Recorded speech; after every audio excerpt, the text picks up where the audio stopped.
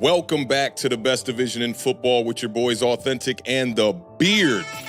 The best television show not on TV. And we might be known as the best division in football. I am here to represent the worst team in the best division in football, which is the NFC East.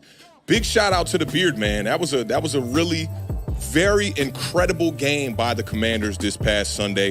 The hashtag for the Commanders is Raise Hail. Well, I raise you Hail Mary, because that is exactly how they won this game. 18-15 on a last-second heave from Jaden Daniels. The Giants fall to the Steelers on Monday Night Football. I swear we had a better chance with Spike Becky O'Shea Jr. at quarterback, man, because our offense is definitely struggling right now.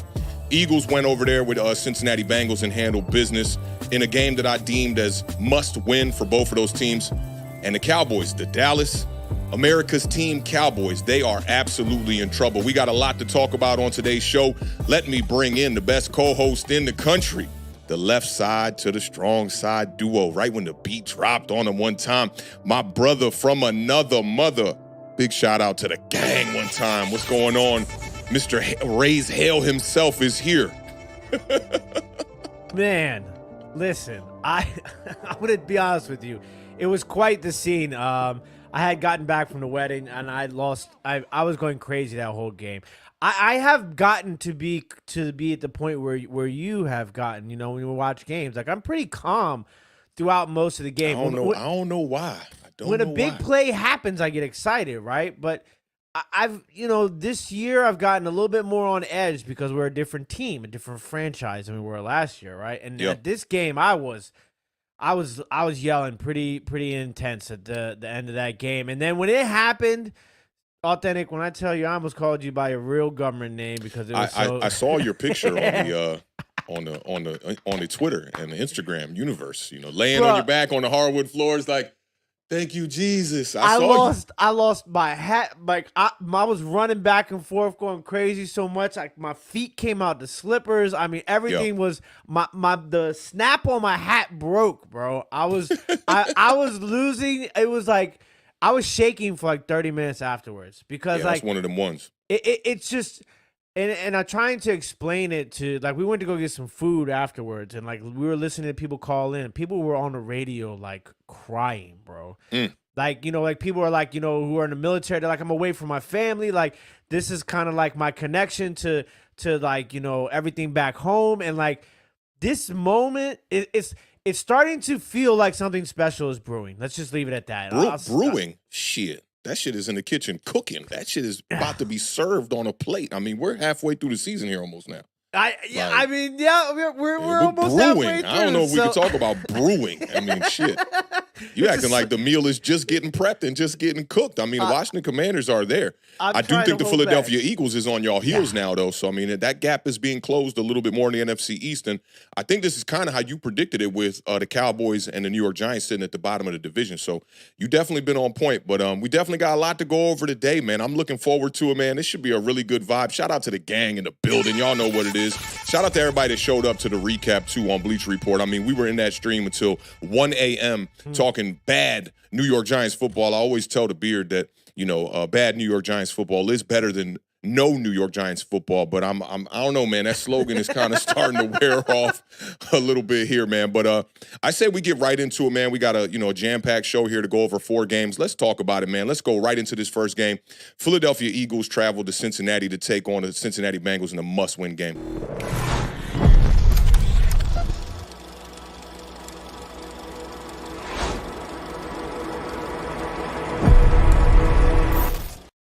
So I just told the Beard backstage before we went live that I'm, gaining a, not an infatuation, but I'm very enamored with talking about the Philadelphia Eagles. They are a very puzzling team this year, have a lot of weapons on the offensive side of the ball. I think people may have jumped the gun when the injuries kind of hit them early on in the season, but they have absolutely got back on track the last couple of weeks here. They improved to 5-2 on the year.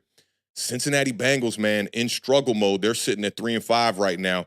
Joe Burrow seemed pretty calm after the game, and he said, well, look, we're pretty much going to have to win 7 out of 9 games if we want to make the playoffs, because I look at it as if we can win 10 games, we should be able to get in. Philadelphia Eagles end up winning this one. They were favored by 2.5. I believe the Bengals were favored by 2.5. I think that's what you told me on the last show. Over-under was 48.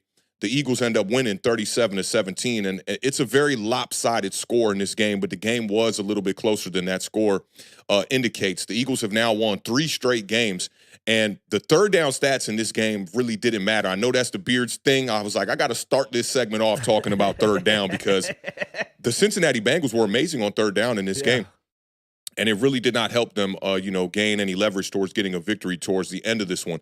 This game was back and forth through 3 quarters. The Bengals started the game with a 17-play, 70-yard drive that took up 10 minutes and 4 seconds of the first quarter. It ended with a Jamar Chase touchdown.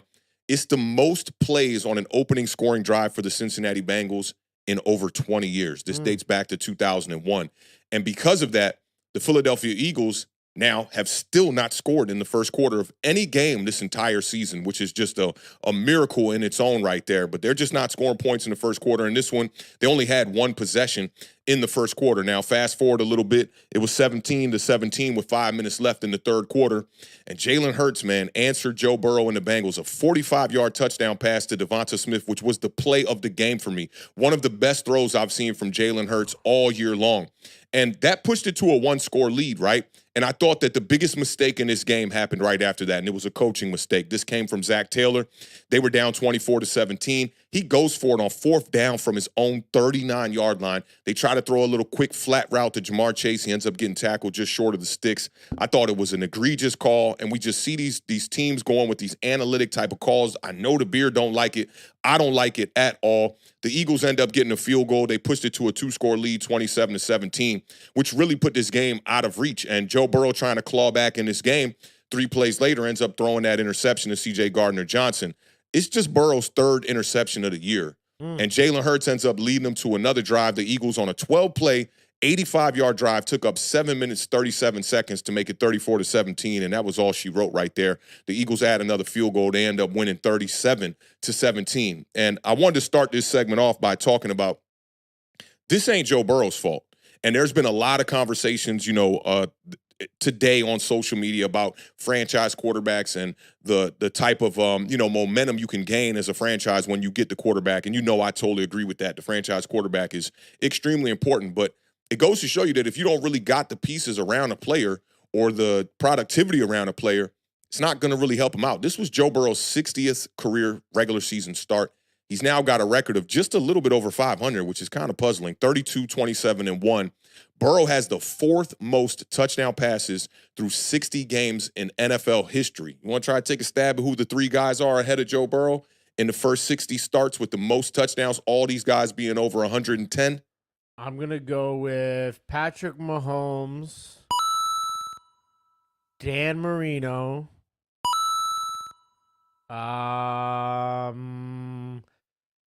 Joe Montana. 2 out of 3 is not bad. The third one is Justin Herbert. Marino in first place with 145, Mahomes with 144, Herbert with 114, Joe Burrow with 112. The difference in this game for me was the support around Jalen Hurts. And I'm going to just wheel through this. Hopefully we can get through this segment pretty fast. Saquon Barkley, man, the dude is putting together such a fantastic season and not doing as much as people would have anticipated in the passing attack, but just on the ground, he has been the difference maker for the Philadelphia Eagles. I feel like he carried them through those few victories that they did get when A.J. Brown was not on the field. But in this one, 22 carries, 108 yards. He's second in the NFL right now with 766 yards for the year. He rushed for 962 last year with the New York Giants. So we're talking he's 200 yards away from what he put up last year in an entire season. 5.9 yards per carry, which is 2 yards more than what he had last season with the New York Giants at 3.9. I love this, and I know you're going to love this. The Eagles ran the ball 84 times in the past 2 weeks. 39 in this game. 39 against Cincy, 45 against the New York Giants. I saw the homie that what's my man? It's what's his name's son?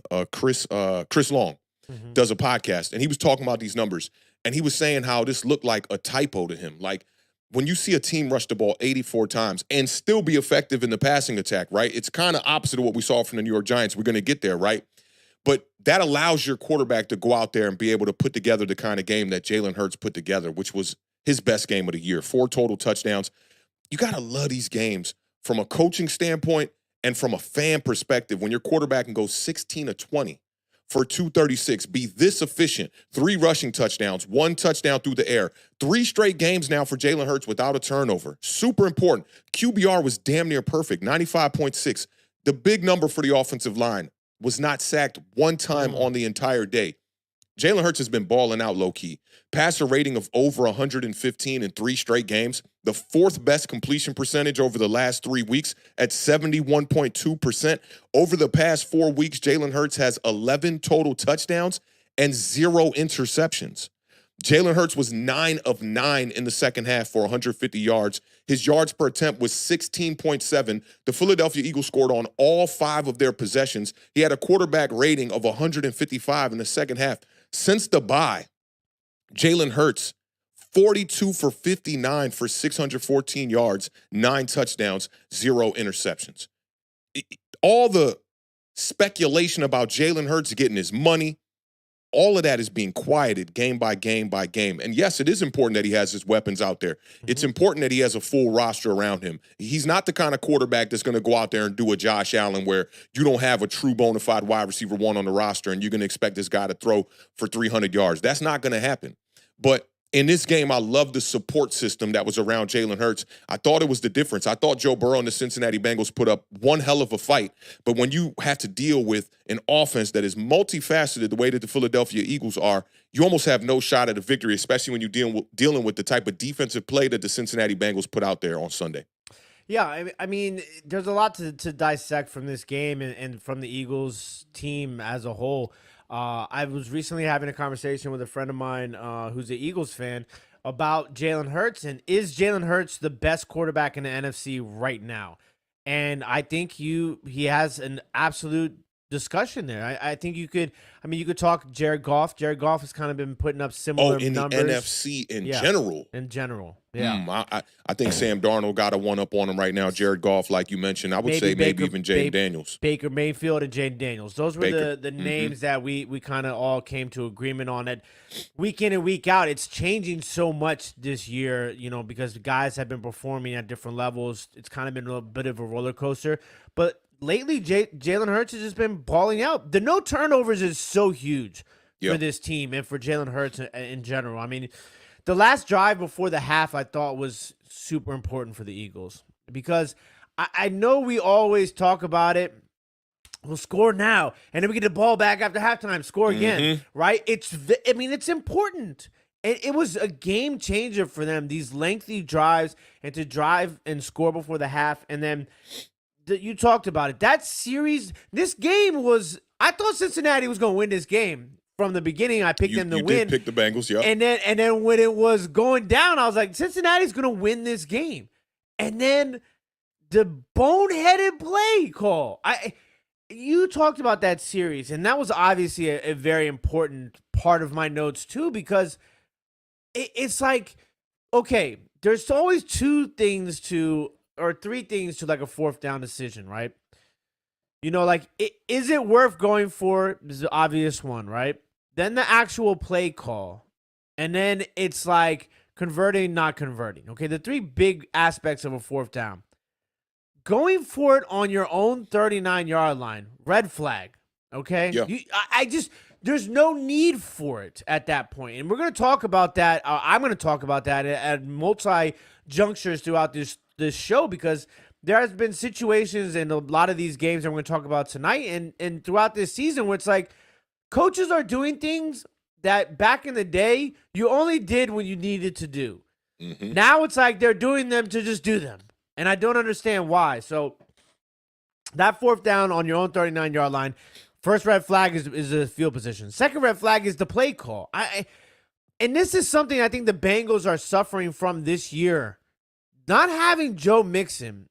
And I know Joe Mixon didn't have the best year last year, but Joe Mixon is a dog. And you've seen Joe Mixon is saving a lot of Houston Texans offense this year, without having Nico Collins. And now they don't have Stephon Diggs for the rest of the season. So not having a run game is killing Cincinnati. And the Eagles did a great job of guarding Jamar Chase. He only averaged 6 yards per reception in this game. And, they had the big play to Burton. Gesicki had a really big game. But outside of that, the run game was it was awful. They had, I think it was 39 yards rushing or something. 58 total. 58 total rushing yards. So it was just, you had Brown and Smith once again, the two of them together. 11 catches, 169 yards, 1 touchdown, right? But the swing of that whole thing, and we talked about Philadelphia and their turnover differential going into this game, and they've been improving drastically as the weeks go by because of Jalen Hurts. They were +2 in this game. So for me, that whole 4th down, followed by the interception, the game just it was such a crazy swing. The second half was just abysmal for the Cincinnati Bengals, and there was just no way of getting out of it. Hurts with the 4 touchdowns. I mean, you talked about the 3rd downs, 10 for 13 was the actual number. I mean, it's just to go 10 of 13 and to lose by that many points, you can only really point to that. That was a game-changing decision, and it changed not in their favor, obviously. So for me, I think it was just, it was, you got to put that one on coaching. You talked about it, we can't really blame Burrow, right? There's just not a lot of action around him. They're missing, T. Higgins wasn't in this game. That was huge for them. Not having T. Higgins was huge because the 2 young corners for the Philadelphia Eagles have paid dividends for them in the last couple of weeks with Cooper DeJean and Quinyon Mitchell. Just locking down true wide receiver ones. I mean, we saw what they did to Malik Neighbors just a couple of weeks ago. Held him to 47 yards. So those corners are paying dividends. The thing about the 3rd down stats and why I really wanted to bring that up is you also have to look at the succession rate of 1st and 2nd down. If a team can set up 1st and 2nd down and be able to skip 3rd down, then 3rd downs don't matter as much. The Eagles were decent on 3rd down in this game. 6 of 11 is pretty damn good, but you would think that 10 for 13 on 3rd down would mean that you were, at least keeping these drives alive, especially in the second half where the Bengals really, got shut out in the second half, matter of fact. I mean, they didn't score any points, and you got to give props to that Eagles defense for sure, and I did have some notes on that too. I mean, held them to just 7 points in the second half. It wasn't a shutout. The Eagles had first downs rushing the ball, more first downs rushing the ball than the Bengals did. The Bengals only had 3 first downs rushing the ball. You hold Burrow and the Bengals offense to 280 total yards. That's a dub for you. Yeah. Bengals 2.9 yards per play. You're not going to win like that. No, so I think this is a very this is a pivotal win for the Philadelphia Eagles to get them back into the discussion of being one of the top teams in the NFC, I feel like. And now they can actually start to try to make their way to the top of the division and battle you guys. There's a bunch of divisional games left to end the year. The Dallas Cowboys have not played any divisional games yet. Except for you guys. Except for us. So they got the 2 against y'all, the 2 against Philly. That's what I saw earlier. So, I mean, you just got a ton of games that are going to define this division late. And they're going to be very important, not only for teams like the Philadelphia Eagles, but obviously for the Dallas Cowboys, who we're going to talk about here in a little bit. But nonetheless, man, very impressive performance by Jalen Hurts in this one, man. That's what you want to see out of your quarterback, your leader. The throw to Devonta Smith to me, it's just come on, man. It was so beautiful. And it was a great catch, too, because it's not an easy catch to make. But, I mean, damn, if Jalen Hurts didn't make it as easy as he possibly could, you know what I'm saying? But, and a big shout out to the backup tight end for the Philadelphia Eagles, too. No Dallas Goddard. And he really stepped up and made some plays for the Philadelphia Eagles in this game, which is important. We always talk about a 3rd guy for them. And I think Saquon Barkley's ability to run the ball as efficient as he has been this year has kind of made that 3rd wide receiver ease up a little bit. But you do need a guy to make some plays. And I think that the backup tight end, I always butcher his name. I think it's Calcutta. I can't remember. It's Calcutta or something like that. But he had I think he had about 48 yards receiving on 4 or 5 catches. So, just something to move the chains a little bit, to change the pace. But listen, the Cincinnati Bengals are in trouble. And I saw people talking about Joe Burrow in the chat and asking if he's a bust. Absolutely no way Joe Burrow is a bust. Yeah, no way. It's just, you made it to a Super Bowl in your what? Was that his 3rd season? I think it was his 3rd season. Second year, I think. Was it second? It was right off the ACL? Yeah, I think it was right off the ACL. So I just... The Bengals, their lack of running game is hurting them. Defensively, they're just not there. And the Philadelphia Eagles, on the other hand, they're starting to be a lot more well-rounded as a team. And it's a scary thought because this is why I picked the Eagles to win a division. This is why I thought the Eagles were a Super Bowl contender, because they have so much talent, and it's just about putting the pieces together. And it's going to be interesting to see down the road, some of these matchups. I was talking to my same guy about when we were debating about Jalen Hurts being the best quarterback in the NFC right now, what it's going to be like to watch Jalen Hurts and Jaden Daniels play against each other. It's going to be a lot of fun. So this Eagles team is clicking at the right time. It's fortunate for them that they had those injuries early, that bye week. You're really starting to see the benefits of that sort of situation for them moving forward. So we'll see how long it lasts, and hopefully they can stay healthy if you're a Philadelphia Eagles fan. Facts. Big shout out to Door Gunna for the $5 super chat. Says Dable should go. Record gets worse every season. Yeah, Poorly coached and play calling stinks. Let's go, Beard. We are in first. Can't wait for the Eagles. I thought the play calling in this game, this last one, wasn't too bad. A couple of moments there that definitely questionable, but I did like how Dable got back to the running game. But we're going to get into that game right now, man. Big shout out to Dorgunna. We definitely appreciate you supporting the channel, my dog. Definitely goes a long way. So let's get right into it, man. This one is going to be a bit long-winded, I must admit. Didn't get a chance to do the giant overreaction, and it's going to be a little bit of a venting, but like I was telling people today, man, don't be too angry with how the New York Giants are playing. But they did travel to Pittsburgh to take on the Steelers on Monday Night Football. Giants are on the board with 11:16 to go here in the third. All right, Beard. Giants fall to 2-6. Steelers improved to 6-2. They were favored by 6.5. They did cover that. Over-under was 37.5. Believe we did get there in this one. Or did we? Yeah, we did. 24-16, the New York Giants lose. I told you in this one, man, I quote, whoever gets to 21 first wins. And when the Pittsburgh Steelers scored 23, I was like, well, here we go. They're about to get this dub. Giants have been struggling to score points all year long. The Giants have breached 20 points just 3 times in Daniel Jones' 12 starts during the past 2 seasons. Just 3 times. This is the Steelers' best start since 2020, where they started out 11-0. They are now 6-2. And the Steelers have now won 22 straight Monday night games at home. Last team to beat the Steelers on Monday night, we talked about this on the preview show, was the New York Giants in 1991. Far cry from those days of when we were actually what's the word I want to use here? A franchise held to a high regard, right? Yeah. Giants fall to 2-6. This is the 7th time in 8 years that they've been 2-6 or worse. I've always ran with the stat that I talked about where the Giants hadn't won 6 games. In 6 out of the last 7 seasons, they hadn't won more than 6 games. But when you look at the last 8 years of Giants football, it goes a little bit like this starting from 2017. 1-7, 1-7, 2-6, 1-7, 2-6, 6-2.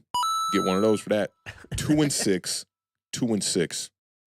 You're not gonna get anywhere with those kind of records to start a season. We always talk about first half success in a game, but we also got to talk about first half success in a season, because when you dig yourself into those kind of holes, the 0-2 holes where your percentage to try to make the playoffs is so slim.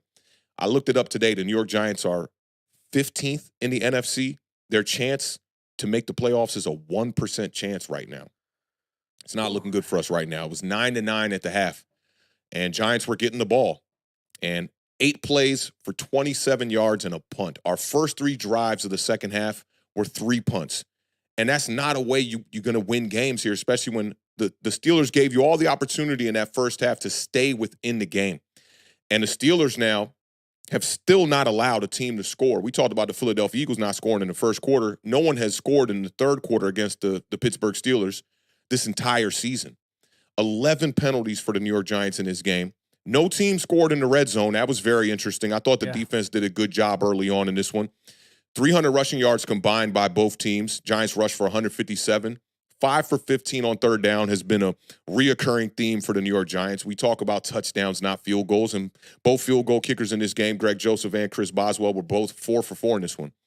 There's so much that I could rag on the New York Giants about in this game, but I'm gonna give some kudos out first, and we're gonna start with Tyrone Tracy. Tyrone Tracy had a hell of a game.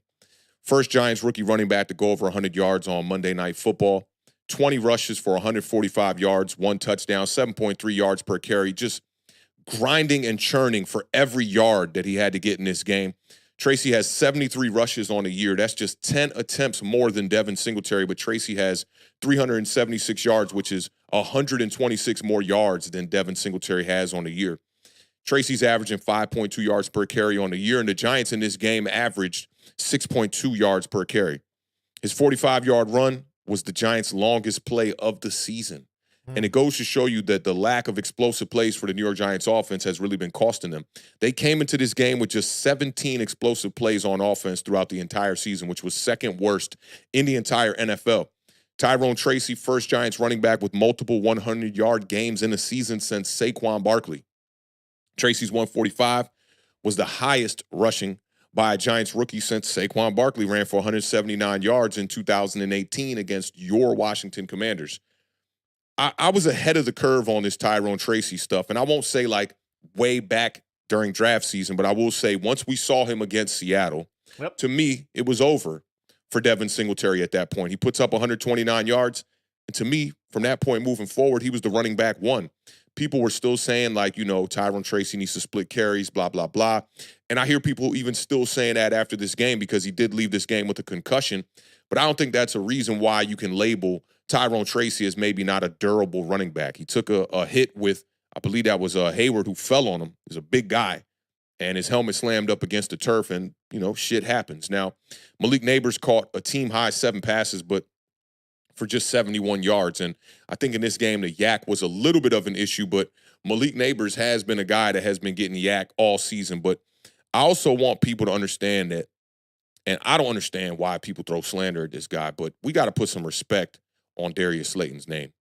Second 100-yard game of the year, 4 receptions for 108 yards. He was responsible for most of the explosive plays in this game. 32 targets for Darius Slayton in the last 4 weeks. Slayton has 26 less targets than Malik Neighbors, 17 less receptions than Malik Neighbors, but he's got 23 first downs on the year, which is just 4 behind Malik Neighbors, and Slayton has just 78 yards less than Malik Neighbors on the season. Now, he has played in 2 more games, but it's very clear that Malik Neighbors is getting the bulk of the targets when it comes to the Giants offense and how they operate. Now, outside of the secondary, I thought the defense played pretty well in this game, a good bit of bend, don't break. And the Giants defense came into this game leading the NFL in sacks with 31. They now have 35 on the season. The biggest problem with the New York Giants defense thus far is the takeaways. They're not finding ways to create interceptions. They're not forcing a lot of fumbles here, although they did force one in this game. They only have 1 interception on the year.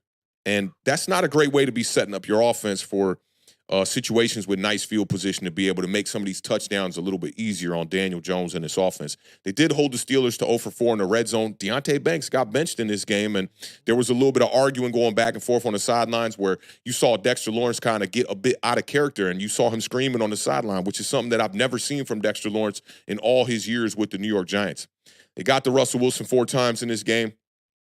Bobby Okereke gave the offense a really great opportunity with that forced fumble on Russell Wilson, which was really his only mistake of the day.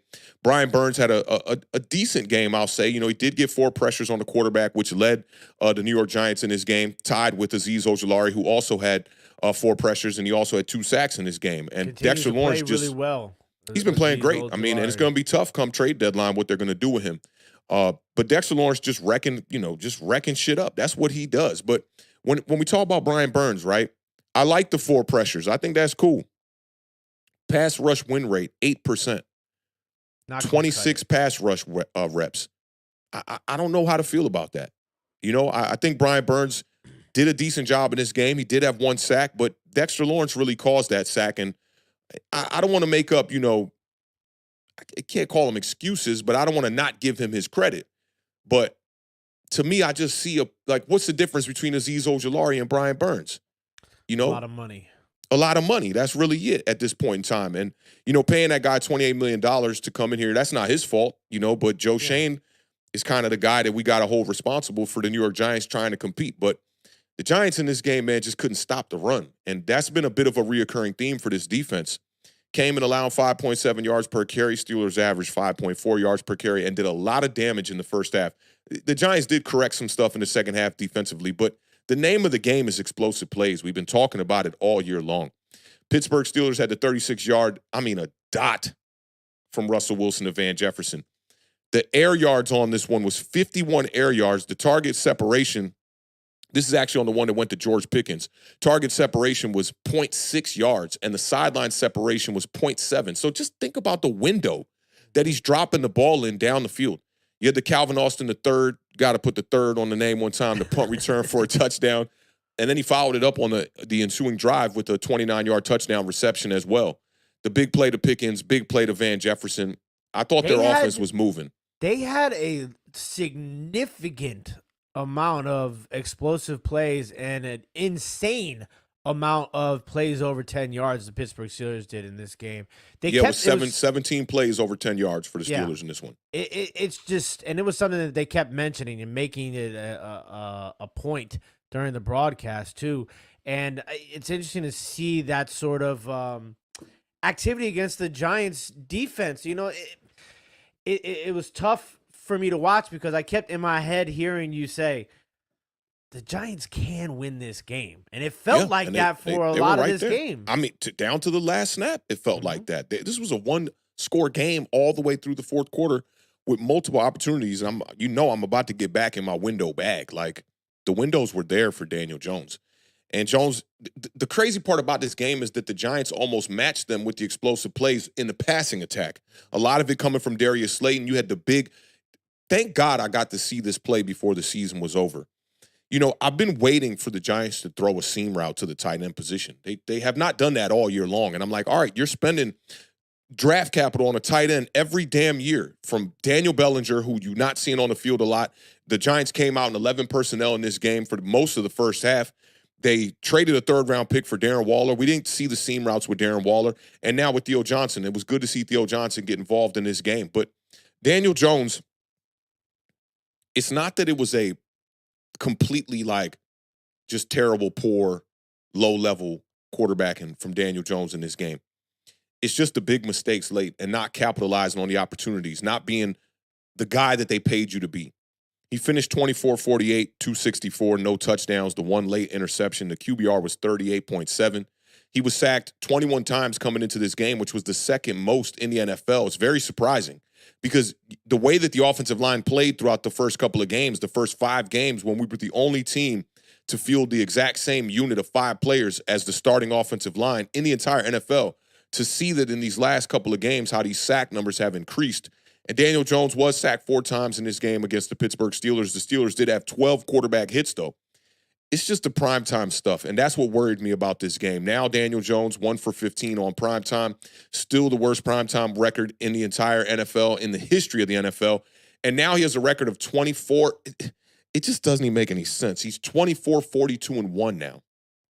Those aren't – I know people don't deem – wins and losses a quarterback stat, but I do, and I understand that I'm not in the majority on that. But you win games based upon the way that your quarterback plays, and sometimes you lose games even when your quarterback does play well, like what we saw with Joe Burrow and the Bengals. But Jones, he has not thrown a touchdown in his last 8 primetime starts. We've seen this guy go out there in 8 straight primetime games and not throw a touchdown. We've seen him go out there for, I believe it's 7 straight home games and not throw a touchdown. I don't understand it. But the game looked okay for him going into the fourth quarter and entering the last 2 drives. Before the last 2 drives where he fumbled and threw the interception, Daniel Jones was 21 of 30 for 200, just over 200 yards. No touchdowns, no interceptions, but at least he's playing a clean game. Now, I got to give props to Russell Wilson.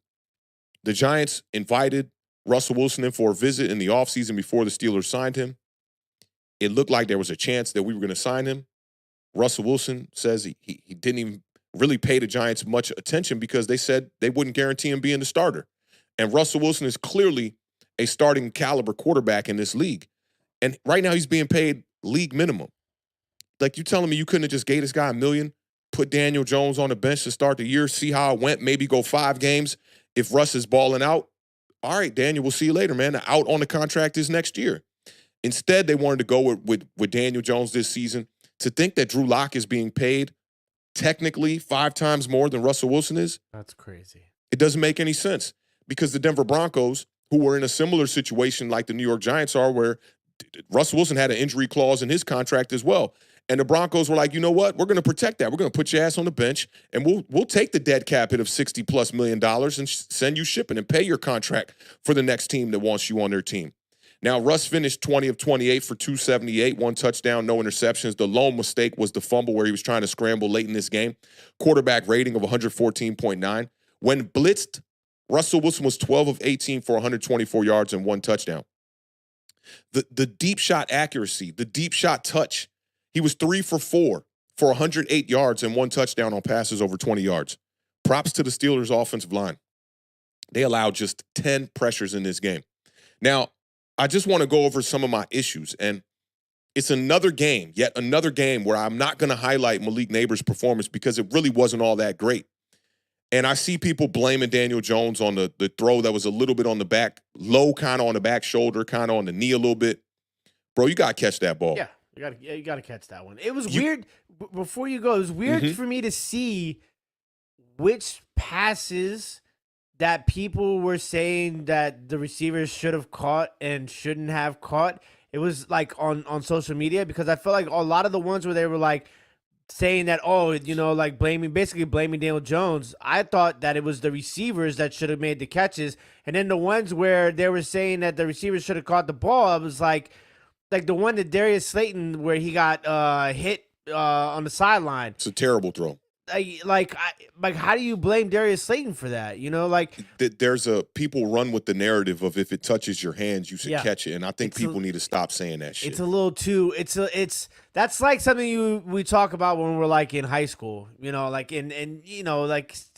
certain times that is the rule, but it's not the end all be all rule. For me, it's never a rule. If you wide open, okay, but it's a whole shot to Darius Slayton with the safety barreling down over the top, and Daniel Jones is late. What's crazy about it is that you have a professional quarterback in Troy Aikman on the broadcast. They break it down with the best graphics you can possibly see on a play like that. Circles, routes drawn, all the shit, pausing the frame, showing you when the ball should be thrown, and people still don't get it.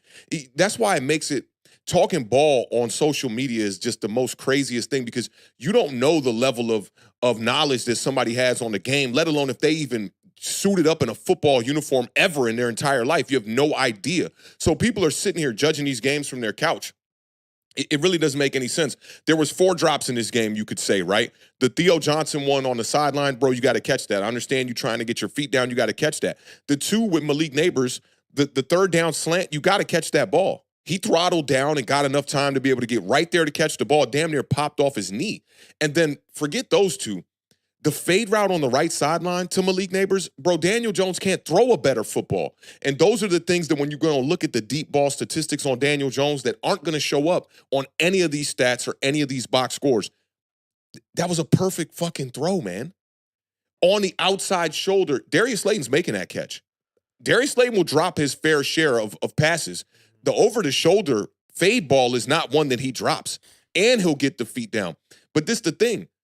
Joe Shane and them decided to let some of their weapons like Saquon Barkley walk. They understood that Darren Waller was going to retire, and it was their decision to put all this pressure on a 21-year-old rookie wide receiver's shoulders, and it don't make sense. But I do have my issues with the drops here.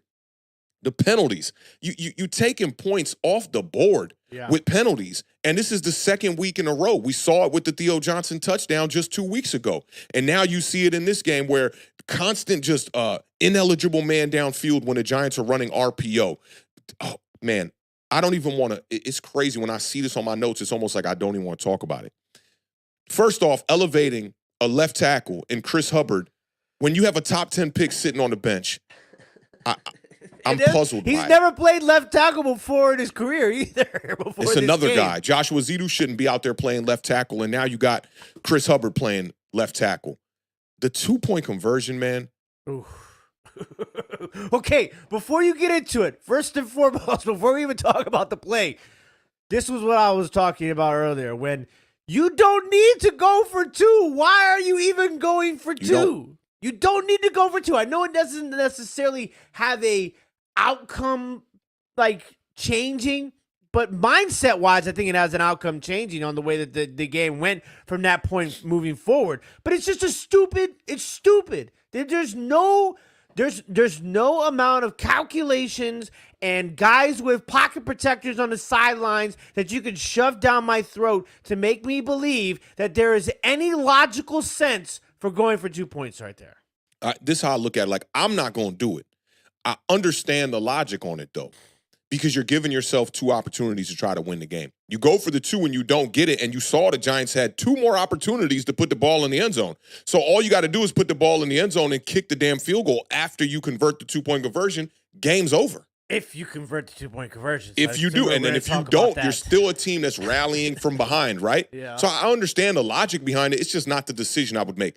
Now, the play call is really where I got beef with it because I don't even know what the fuck was going on. I don't know what it was. They lined up and they looked like the Indianapolis Colts when they were doing that fake punt. I don't know if you remember that during the Chuck Pagano era where they lined up with just a center and just a punter underneath the center, and the center accidentally snapped the ball. It looked like that. And then on this one, Daniel Jones gets the snap, throws the ball out to Malik Neighbors.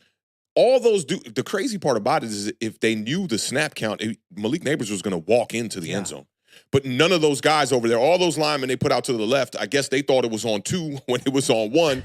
Daniel throws the ball out there. Malik catches the ball, tries to catch the ball, and ends up just getting knocked out. Just a weird play call. Like, you're 2 yards away, man. Tyrone Tracy's averaging 5 point whatever yards per carry. Run the fucking ball, man. What is we doing? It was a very interesting call. Dable kind of made up for it. I don't know if you noticed this on the last drive. Warren Sharp was talking about it. When the Steelers were trying to run the clock out, he purposely left 12 men in the huddle on second down to push it to a first down.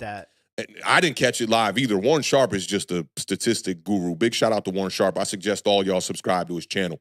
Now, for me, I'm getting back in my 2019, 2020 bag here because the windows of opportunity for Daniel Jones to go out there and win this game is right there for you. Window number 1. You're down 24-16 with 4 minutes, 34 seconds left in the game. Jones came out. Brian Dable threw him under the bus in the press conference and said, yeah, Daniel Jones is going to come up here and tell y'all that was his fault and he feels like shit about it. That's what Brian Dable said. And Jones came up there and said, yeah, I messed up. I went back and I looked at the Manning cast. Did you see the Manning cast version of this yet where they talked about this play? No. Eli Manning is calling it live as it's happening. They got Bill Cowher and obviously Peyton Manning up there on the panel.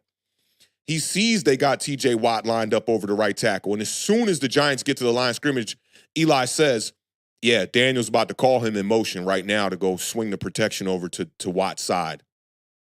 He doesn't do it.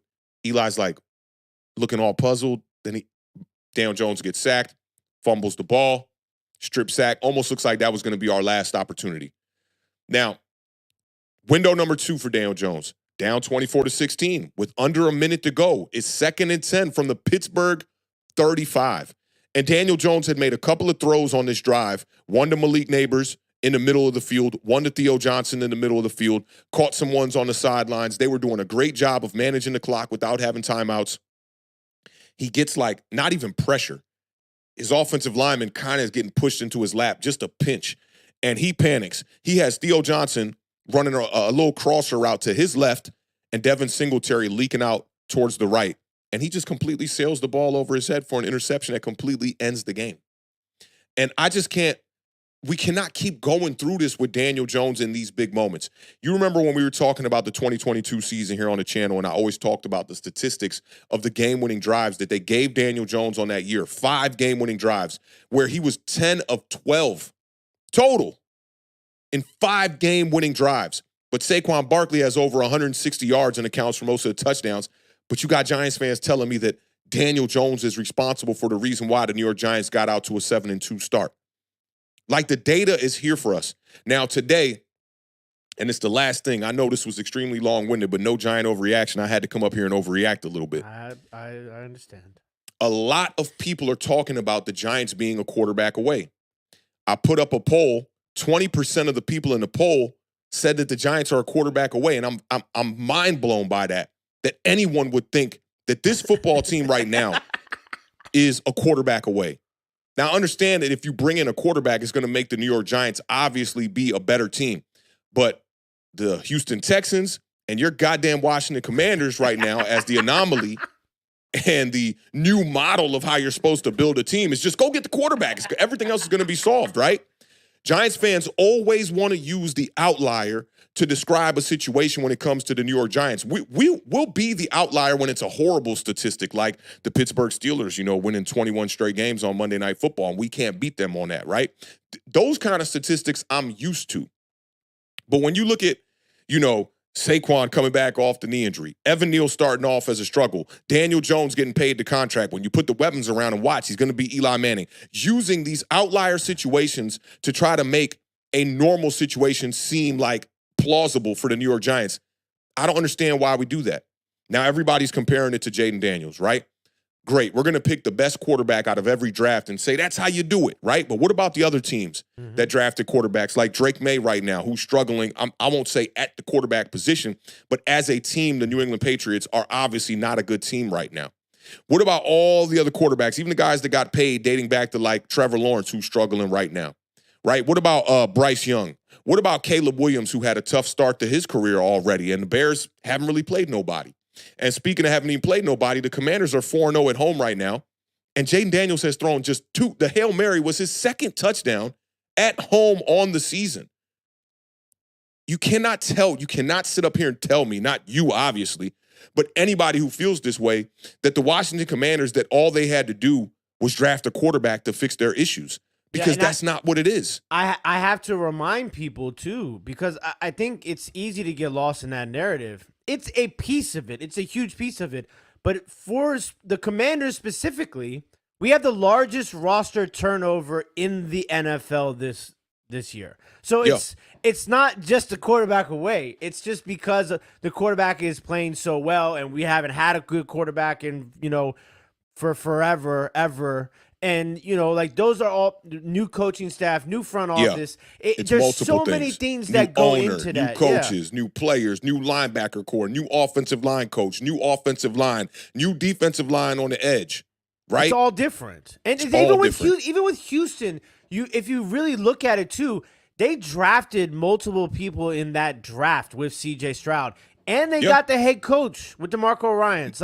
D'Amico, yes, most importantly. There's so many different, pieces that go into it. The quarterback is huge. It is major. It is almost everything, but almost only counts in horseshoes and hand grenades. Yep. Because that's why I've gotten to this point where I was part of that 20%.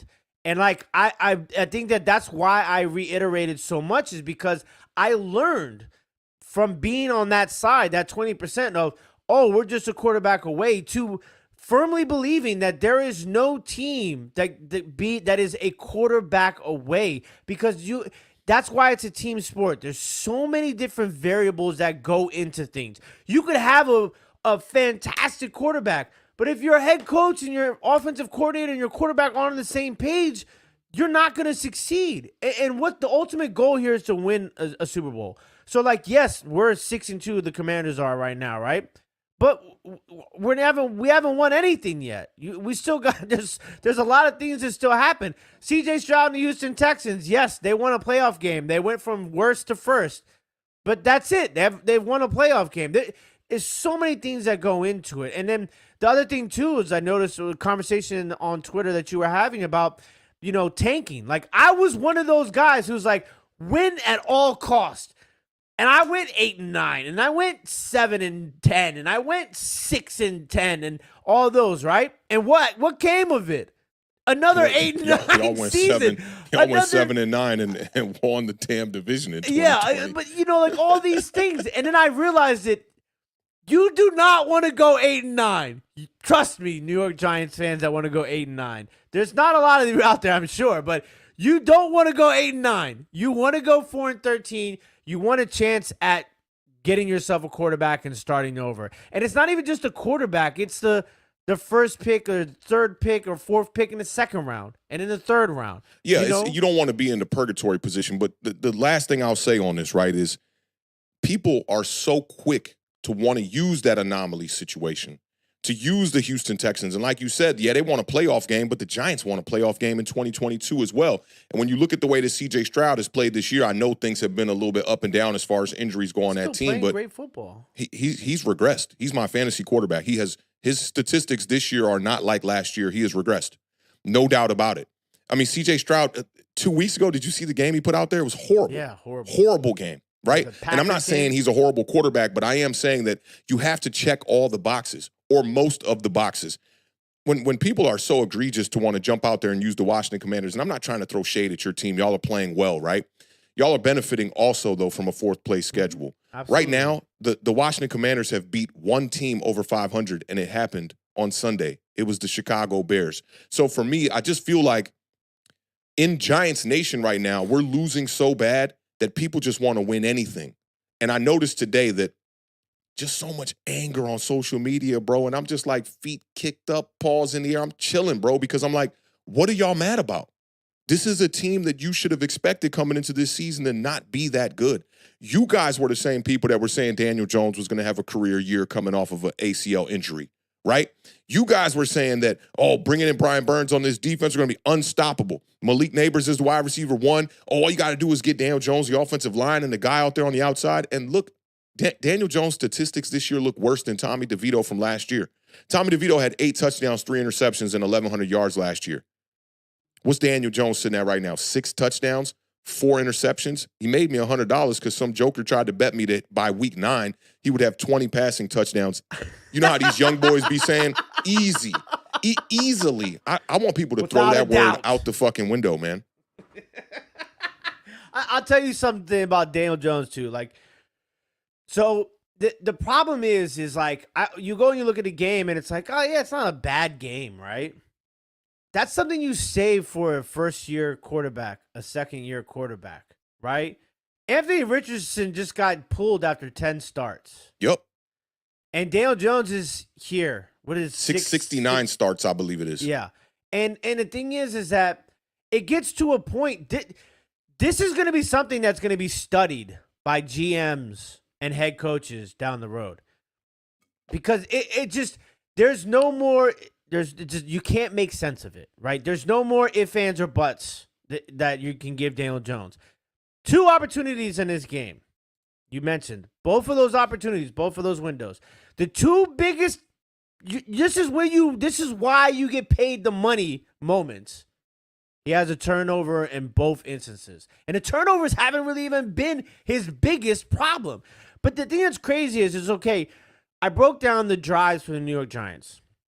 So every non-single scoring drive, which was 6 non-scoring single drives, 4 punts, 1 fumble, 1 interception.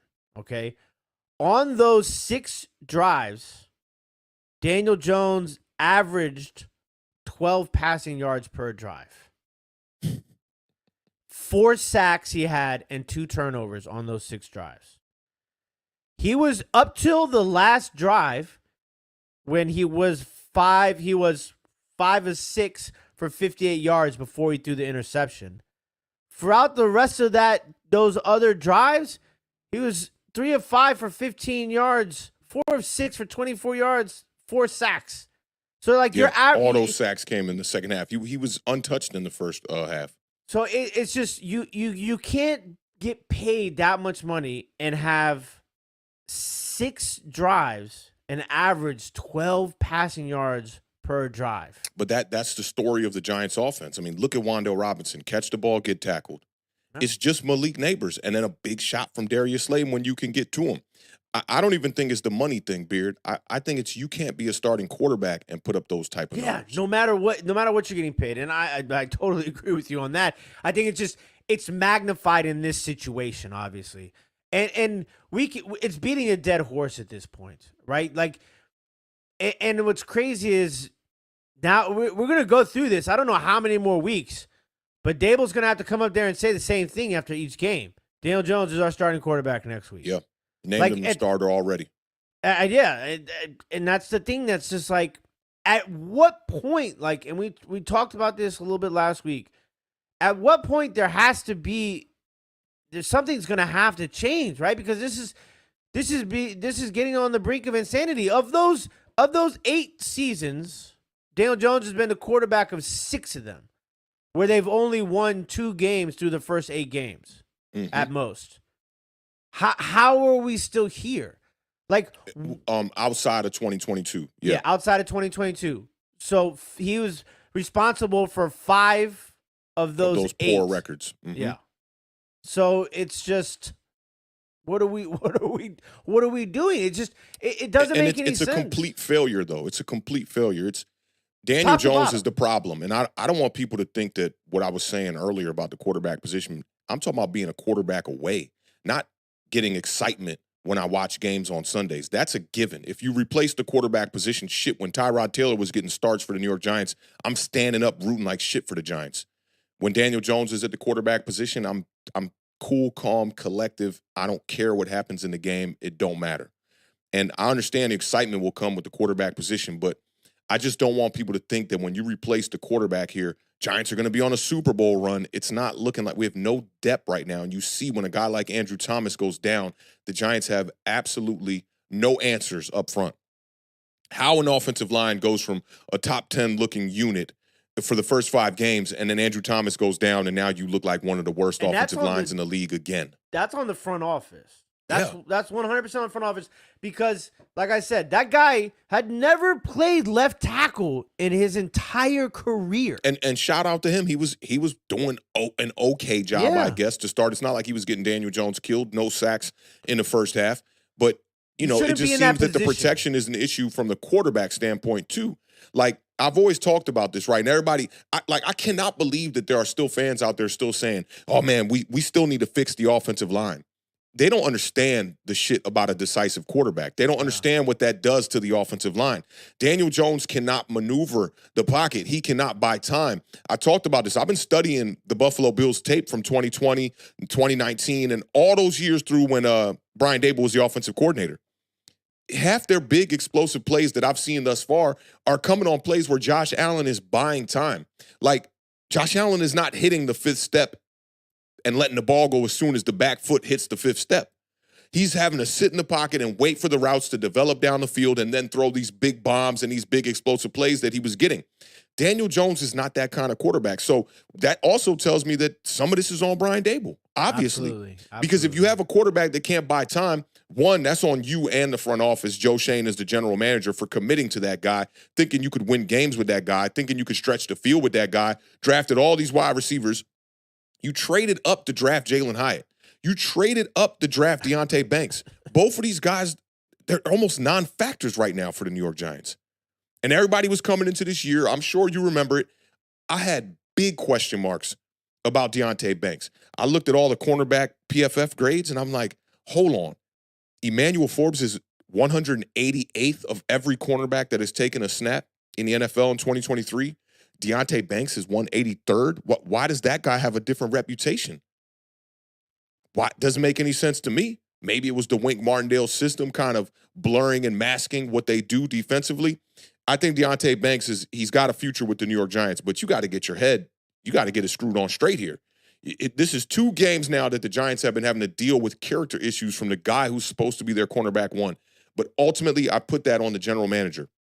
You didn't have to have Deonte Banks come into the season and be a cornerback 1 in his second year as a New York Giant. Yes. You didn't have to do that. You didn't have to have Malik Neighbors come out here and have this responsibility of moving the sticks on your offense outside of 2 running backs that one is a 5th-round draft pick, a rookie, and Devin Singletary, who's supposed to replace 26. Like, who the fuck thought that was going to work? the thing that makes me laugh too is because I saw somebody on Twitter today say Tyrone Tracy is the reason why we didn't need to bring Saquon Barkley back, right?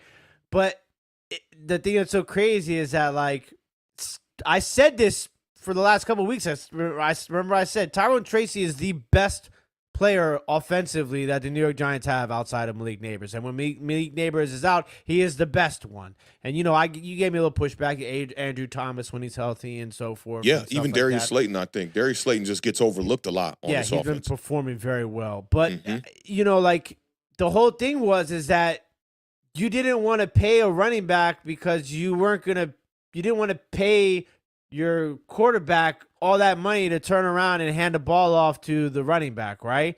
Yeah. But your offense can't produce. You don't At have all. you don't have the offense to production outside of the running game. What's interesting is they've had, 2 games now without Andrew Thomas, and they're finding a way to get explosive plays in the passing attack. It's crazy. Whereas we started off the year and they struggled to create explosive plays. The only game they created explosive plays in the passing attack was the Seattle Seahawks game. That's it. So the way that Brian Daboll wants to run his offense, he can't do it right now. And obviously that has to do with the quarterback position, but I just think at the same time, there's a lot of people out there that are saying they can't evaluate Brian Daboll right now until he gets a quarterback he can develop and groom and all that. And I just think that's a bunch of bullshit. Yeah. We saw him with Josh Allen already with the franchise quarterback, and you saw what he's capable of, right? It's either if you think that that Brian Daboll is the man for the job or not. And this is where I'm challenging Giants fans. Go look at tape, man. Don't just go off philosophy. People are literally judging the way that Brian Daboll calls a game by how many times he runs the ball. And that's adolescence bullshit right there. So this is my thing is that, if you're a head coach, right, and we're supposed to wait until you find your guy, isn't it your job as a head coach and as a head coach who's calling plays to look at what you have and put together something to win football games? You can't just I think he's trying his best.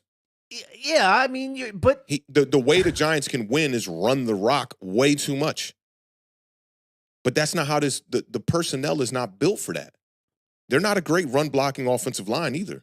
Yeah, I mean, Tracy, I'm surprised they did as well as they did. You said it, I mean, when you were talking about it early in this segment about how Tyrone Tracy was basically, he was just putting his life on the line to get those yards at some points, Yeah, he was fighting, and offensive line was opening up some holes. I mean, there were gaping holes. There was that game. one play that, dude. I mean, it's like it was 7-foot hole. Yeah, you don't see that in the NFL. So I don't know what it is. Maybe the run schemes in this game were a little bit better. I see bookend tackles just saying, nah, you have to have balance. I mean, what are we disagreeing with? Of course you have to have balance. It's the fucking NFL. You can't go out there and just run the ball 80% of the time unless you're the Baltimore Ravens and you have a running quarterback that can, add to the running game. Then you can be a 60% run type of team, right? But of course you have to have balance. There's how you going to run play action if you're not running the ball? Yeah.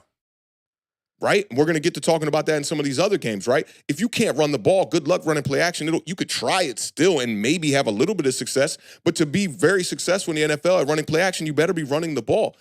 Look, you preaching to the choir when you tell me that, because it's like I am a part of the RTDB duo. That's all we talk about on this damn channel is run the ball, right? Run the ball, run the ball, run the ball. But it's clear as day that Joe Shane is building an offense to stretch the field. The Giants are terrible at stretching the field. They're terrible. So who are we going to blame? Are we going to blame Brian Daboll for that? If he's lockstep with Joe Shane and they're making these decisions together of personnel, and then you realize when you get out there on the field, you have an offense that is not built to throw the ball down the field. Well, that is on Brian Daboll. But I got to look at the general manager as well. Sometimes you need the general manager to protect the head coach and understand that, look, I see how you coach and your philosophy. We are better suited by bringing in personnel that fits what you do. They're both fucking up. Yeah. But balance is. Come on, man. That's rudimentary right there. Of course you need balance, right? Of course you need balance. But you have to be able to execute in order to have balance. Like you can go balance 50-50, but if your guy's not completing passes and you saw that against Dallas. Yeah. What is balance if you're not having success? That's what I was talking about. Like I'm challenging fans to go look at the tape, man. Because what is balance when you have 24 carries for 26 yards like the Giants did against the Dallas Cowboys? That's ineffective. It's ineffective. It's a waste at that point. Exactly. So you have to find ways to create big plays on offense. And what's unfortunate about this game is that even when the Giants did create explosive plays, they were unable to put the ball in the end zone and score touchdowns. I mean, the red zone statistics for both teams were really bad, but the Giants can't afford to do that. And we're talking about a team now. The Giants on the road have been a better team in the red zone. And this is the first time you see them go out there on the road and they can't even get the ball in the end zone one time when they're in the red zone. It's pathetic, actually. And my expectations for this team are just so low that it's not even funny. I'm watching these games on Sundays with my heart not invested into the team I've been rooting for over 30 years, man. It's tough to watch right now. It really is, because this is the thing, is there's flashes, there's moments, right? But at this point in the juncture, flashes and moments this is not what you should be excited about. You should be excited about flashes and moments early on in the process. We're in year 3 for Dable now and Shane, and year 6 for Daniel Jones. So we've gotten past flashes and moments. It's eerily similar to how I was started to turn against Ron Rivera, because early on you're like, this is the guy for the job. He's changing the culture, and we're just gonna be patient, and he's got a plan, and things are gonna improve. And then it's just like it gets to a point where things are not improving, things are not changing. The same things are happening over and over again, and we can't make excuses anymore. This is just not going to work. Everything needs to be changed. Yeah, you have a bottom of the league offense for the majority of your tenure here. I understand the quarterback was hurt last year, but he wasn't even the best quarterback on the roster. So if you are this offensive mind that they claim you to be, you would think the offense would be better. I agree. There's no excuse for the Las Vegas Raiders to have a better offense than the New York Giants right now. There's no excuse to that. Denver Broncos. Giants came in this game averaging 14.1 points per game, and it's been like that for 2 seasons. You could have just signed Gardner Minshew, Yeah, but he's a booger eater, and I don't want no fucking booger eaters on my goddamn team. Well, we just got a little bit of love from some people in the chat. Big shout out to Platino Power 2 times for the 19.99 super chat. I added an extra 9 in that. Man, I thought after this game, all the DJ people were going to be out, because I saw some of them already tweeting during the game. But as a Giants fan, I was patiently waiting for the DJ turnovers. And when it mattered most, he gave them to us. The game on the line. I mean, you had 2. This is not an Eminem song like our authentic in the beard. Our authentic in the beard favorite, Jameis Winston, who, let me tell you, he's such a national treasure. He's the best, national man. Treasure. He's the best. He said, why are you out here telling people the sky's the limit when we got people landing on the moon? I love this guy. But yeah, he had not just one opportunity, but 2 opportunities. I mean, like that was more than just a game winning or game tying opportunity once and twice. That was like a statement for you as a quarterback in your career to like get off of this stink of primetime games, of just making a moment. Like we don't have any. Does Dale Jones have a moment? Playoff game. Minnesota Vikings. That's the moment. That's the moment. That's the moment. That's the moment. The only. It was the biggest moment of his career, and he showed up. Yeah, but I haven't had any other. Second biggest, maybe after Philadelphia Eagles dog walk you in the divisional. Maybe that's a bigger moment, because if you won that game, you're going to the championship. But no, tough times, Platino. We appreciate the love and support.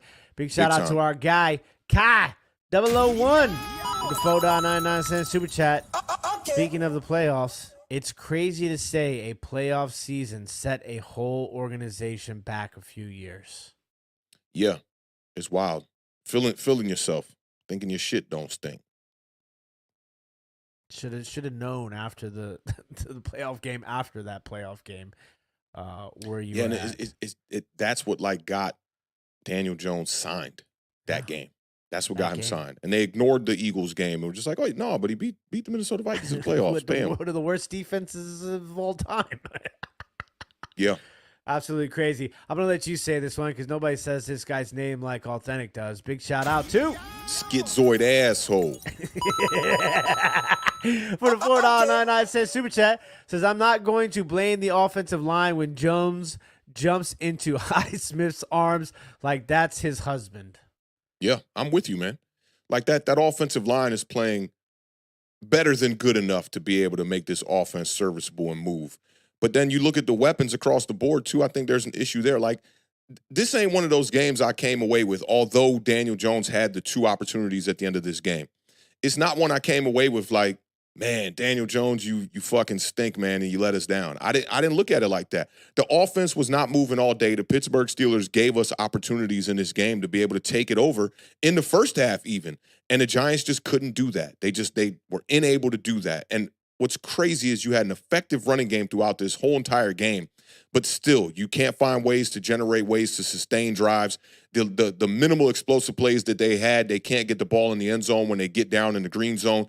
The penalties, the undisciplined type of football that the Giants have been playing the last couple of weeks, it's just like every time they got a decent play, you just knew the penalty was coming. You just knew the flag was coming out that was going to bring the play back. And just all too often in this game, the penalties of shooting ourselves in the foot, it will come back to haunt us. And that's a systematic thing. Daniel Jones is not a good quarterback by any means, but when the system around him is not putting him in position to be able to, succeed the best way that he can, there's a lot of finger pointing that's going to go around.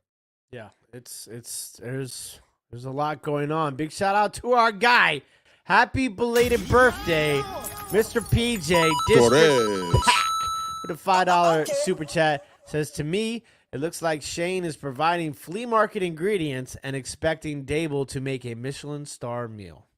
Yeah, that's where I say, like, are they lockstep? That's what's most important, because it seems like Brian Dable is a part of these moves. Also, how much influence did John Mara have in these moves, like bringing Daniel Jones back on this 4-year, $160 million contract? I think there are still some questions that need to be answered that might not never get answered. And, I mean, when you look at this roster from a starting, caliber type of, scheme and a look at it, the starters on this team aren't bad, but it's when somebody goes down. The offensive line looks like they're in shambles now without Andrew Thomas. You had Malik Neighbors off this offense for a couple of weeks with the concussion, and look at what that does to the offense, right?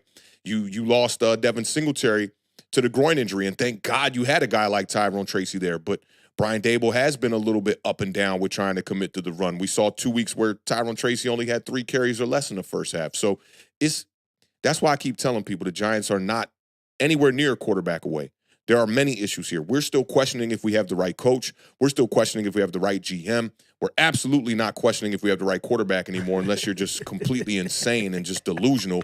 But most people have moved on and understand the Giants need another quarterback.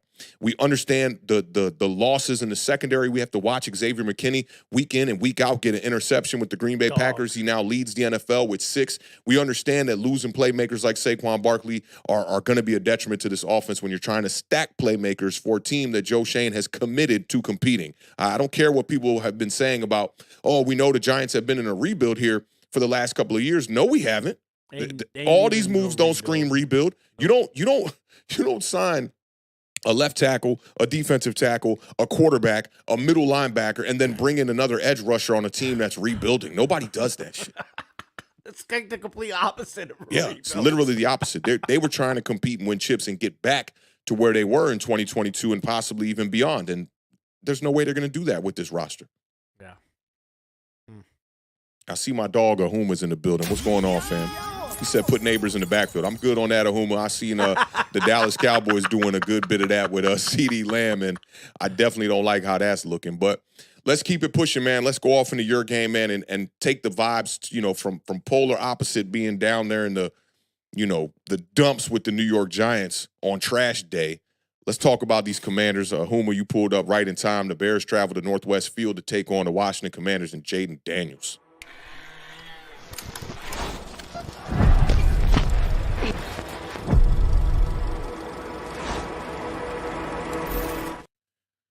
All right, man. This was one of the craziest games I've ever been to in my entire life. I didn't even think I was going to go into the stadium. Shout out my dog, PJ, one time. We were celebrating his birthday. He knew I wasn't going to let him down one time. So we pulled up, had a bottle of whiskey, linked up with the homie Chris Peace and his wife, Virginia. We hung out. We ate good. We drank. It was an amazing time during the tailgate. And, when the times are great like that, you want them to last. So I was like, you know what? Fuck it. I'm going to buy a ticket. I'm going to go in the stadium. Sat up way up in the top of the stadium. I got my all 22 view, which ain't that bad. I'm always pressed to get those tickets in the 100s and whatnot. Sitting up top was actually pretty nice, man. And I was sitting next to a bunch of Chicago's Bears fans, and it was like a father with his family of about 5. And he had that, you remember that hat you used to go golfing with that got the fake hair in the top of it? It's like a visor with the hat. He had one of those on. It was orange up top, navy blue, representing them Chicago Bears. And like when this game looked like it was kind of out of reach, he's up there in the 300s. Defense. And the whole crowd up there, the Chicago Bears are like still in the game. And I'm looking at it like, bro, like the Commanders are about to get a victory here, no problem, as we go into the fourth quarter. So, long story short, the game comes down to like the last couple of plays and whatnot. They make a couple of moves, and Chicago Bears score the touchdown to go ahead. And I stood up. There's only like 30 seconds left in the game or something. And I dapped up that father. I said, hey, man, you the reason why the Bears are going to win this game. Your unwavered faith, man. I heard you out here shouting defense. Dapped up his whole family. I was sitting next to his son, his daughter, and whatnot. And I was like, man, y'all stole one here from the Commanders. Wanted to get, a little early exit out of the stadium because it is a long travel from the top of that Northwest FedEx Field Stadium to get down to the bottom of the stadium. I get down to the first ramp. I'm just listening because that's, you're just trying to hear if the stadium erupts for a big play. I'm not thinking Hail Mary or nothing like that. Get down the first ramp, get down the second ramp, and now I can see over the ledge where I can look into the stadium, right? And all I hear is just the entire stadium erupt. And everyone who was exiting almost out of the exit, the turnstiles, getting ready to leave, they all bum rushed. It looked like a fight broke out. They all bum rushed the stadium. So I quickly turn on my phone, get one of my links real quick, and I'm looking, and I see these dudes are celebrating in the end zone. I run down there. I'm like, oh, my God, I cannot believe it. Start seeing the replays in the stadium. There are fans in there, like you said. You said you saw fans calling up crying. There was fans in the stadium crying tears of joy. And it just a chilling moment. It's my boy's birthday, and I'm just like, maybe I was here for a reason. Maybe this is going to be one, not even maybe, this will absolutely be one of those games that I'm going to remember forever, and it's not even my team in the mix. Washington ends up winning this game 18-15. Last second, Hail Mary gets tipped up. You could even see on some of the replays, the cornerback who was playing the deep half of the field closest to the Washington sideline, he's literally got his back turned to Jaden Daniels in the offense when they say hike, and he's pointing at people in the stands. He's talking big shit, finally gets his head around. He was confident. He's the one that jumped up and tried to hit the ball down, and I think had he not have tipped it, the back safety was probably going to make the play. He tips it. It ends up going backwards. Noah Brown catches the game-winning touchdown. Washington has now won 9 of the past 11 matchups against the Chicago Bears. They've won 15 of the last 19, and Washington is now 4-0 at home. The better team won this game. More first downs, better on third down, more passing yards, better yards per pass, less penalties, more time of possession. Jaden Daniels absolutely played better than Caleb Williams in this game. Washington recorded 481 net yards, highest total of the season. Red zone, obviously an issue in this game. Putting the ball in the end zone for touchdowns, obviously an issue in this game for both teams, to be honest. Washington's defense held Chicago to 2 of 12 on third down. It would have been a miracle if the Bears won this game. But that's why I think it's very important that when looking at third down statistics, you have to look at success rate on first and second down. It's very important. Otherwise, the third down statistics can be very misleading. The Bears had been clicking coming into this game. They had scored 5 touchdowns from their offense in each of the past 2 games. They had just 1 touchdown in this game, and it came in the fourth quarter. Chicago has held opponents to 21 points or fewer in 12 consecutive games. Now 13 games is the longest active streak. To not come away with the victory in this game after your defense played as well as they did against Jaden Daniels, as far as stopping them from getting in the end zone, very disheartening for the Chicago Bears fan base. I talked about DJ Moore. He was on my fantasy team coming into this week. He had a career day against Washington last year, 230 yards and 3 touchdowns. My man had 2 receptions for 27 yards on 4 targets on the day. Now, I saw Adam Rank, who has had some really crazy takes over the years as far as record predictions and all that. He is a Chicago Bears fan. And he was saying that Caleb outplayed Jaden Daniels. And when people in the comments, say it again? He said he dominated. He said he dominated. And when people were commenting in the comments, he said, you guys must just watch box scores. Now, I was at the fucking game looking at this from the stadium, and Caleb Williams was erratic as far as accuracy goes all day long. And you could, in this game, you could just look at the box score and go, clear as day, that guy played better. Caleb Williams, 10 for 24 for 131 yards. He had 35 yards going into the fourth quarter, I think. I mean, let's be real. Like, it doesn't take a genius to understand which quarterback was better in this game. Now, Caleb Williams, I talked about how he had not been good on the road entering this game. Now, he exits this game, 7 touchdowns, 1 interception, a passer rating of 105 at home, 2 touchdowns, 4 interceptions, and a passer rating of 66.5 on the road. Completion percentage drops nearly 10% from 67.3 to 58.4. Chicago really relied on the running in this game, and you got to love the RTDB vibes. 34 rushes, 196 yards, 2 touchdowns. DeAndre Swift really carried that whole entire core. 18 rushes, 129 yards, which from the stadium, it didn't look like he was having that big of a day, but consistently getting those chunk yards. Now, to say that Caleb Williams dominated the play is just absolutely ridiculous, and that you have a platform. I'm not going to attack the man. I'm going to attack the opinion, all right? It's a shit opinion. Yeah. Jaden Daniels accounted for nearly 400 yards in this game, 378 total yards, finished 21 of 38, 326, 1 touchdown. He was pressured 21 times on the day, but he was only sacked 2 times. Jaden Daniels was fantastic with the clean pocket. When kept clean, 26 of his 47 dropbacks. He was 16 of 23 for 184 yards, getting rid of the ball in 2.7 seconds. Now, he was also incredible on the intermediate level. On passes of 10 to 20 yards, he was 8 for 12 for 124. Now, there are some things that I think that are being a little bit overinflated with Jaden Daniels. One of them is that he's an MVP candidate right now. I don't think that that's the case. I think the numbers are 7 passing touchdowns on the year and 2 interceptions, which is pretty good, but there are some quarterbacks that are playing much Baker better has ball. 21 touchdown passes. Joe Burrow, Lamar Jackson, Josh Allen, there are just countless quarterbacks that are playing better football than Jaden Daniels is. But he's a rookie. I got to give him his props. The Hail Mary was just his second passing touchdown at home this year. That's not all that great, but he does have 4 rushing touchdowns, all of those on the road.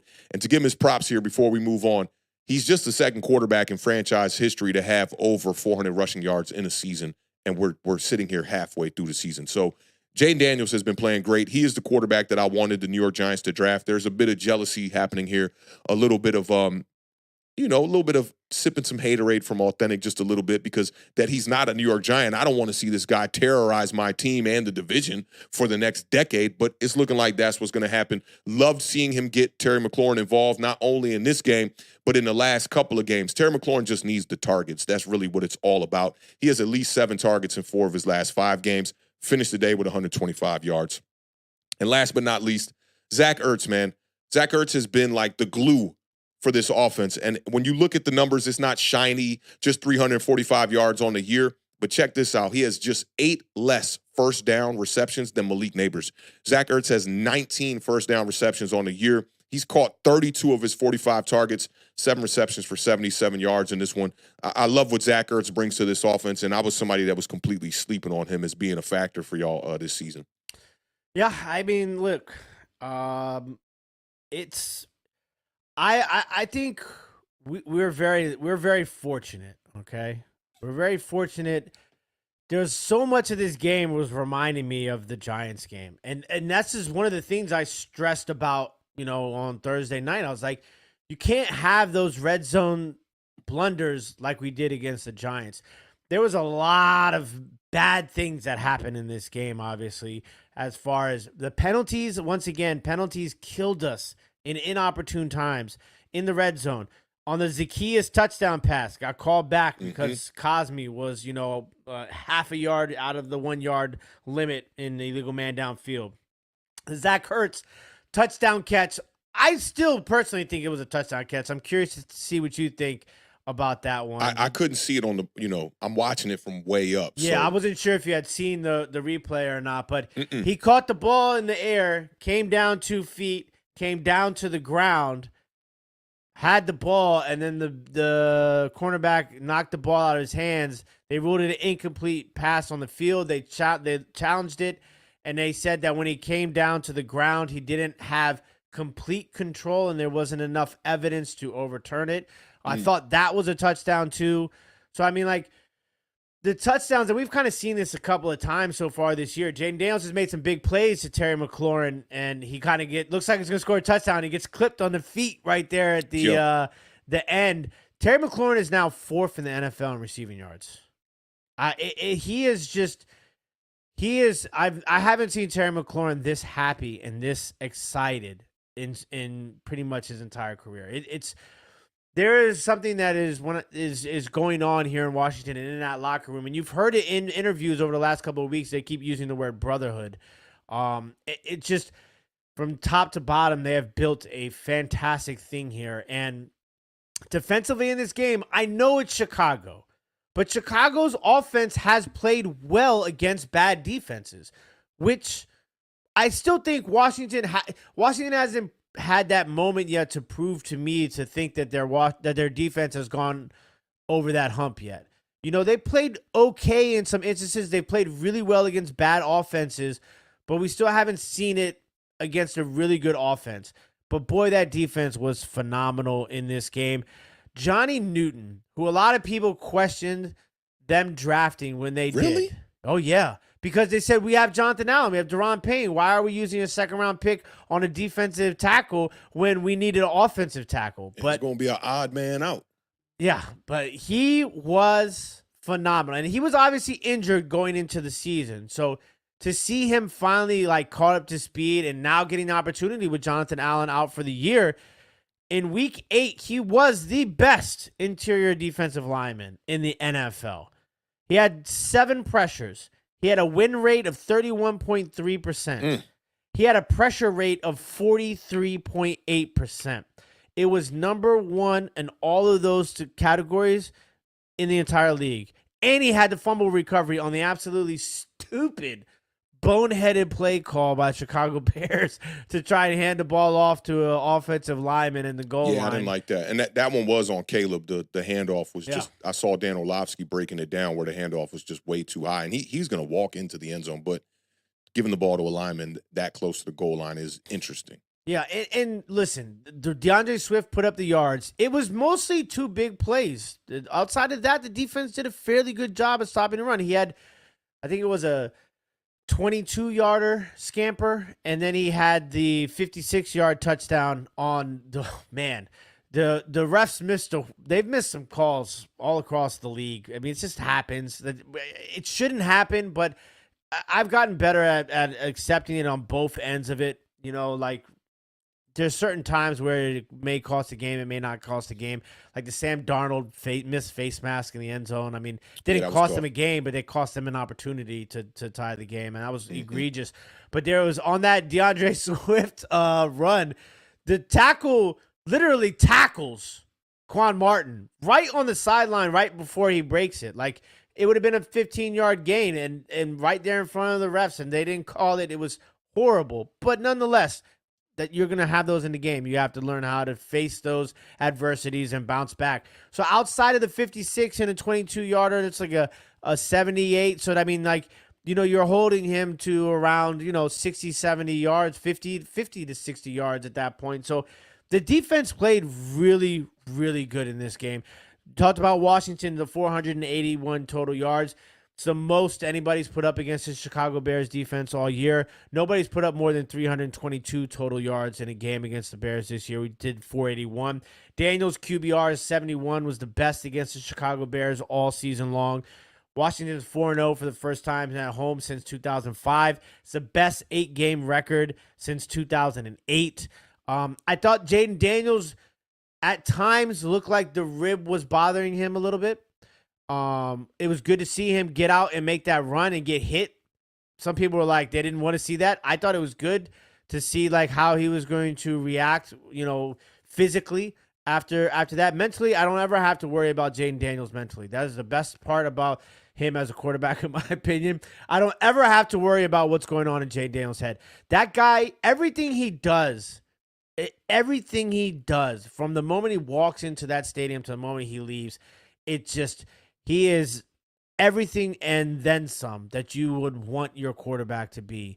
And he is just so damn good. We are very, very lucky. The penalties, 5 penalties for 30 yards, but we talked about how costly they were. We had some drops in this game. I think I saw PJ talking about it in the chat too. There was some really bad drops in this game that hurt us from putting up points. And then the missed field goal wasn't even blocked. He hit you know how like when we out golfing and you shanked it. You hit the ground before you hit the. And it was a bit of a long field goal, right? I want to say it was close to 50. Yeah, I think it was 44-yarder, I believe, if I'm not mistaken. But yeah, that one, those are the sort of things that when you're watching the game, you're like, this is gonna come back to bite us, and it looked like it was, and it was going to a certain extent, and then, we got very fortunate in the end. It just.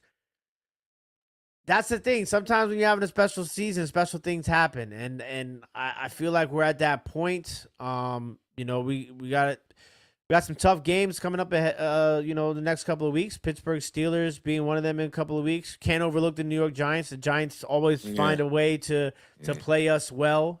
So I'm sure they're going to be chomping at the bit to get themselves some Jaden Daniels action. But as far as the roadmap goes.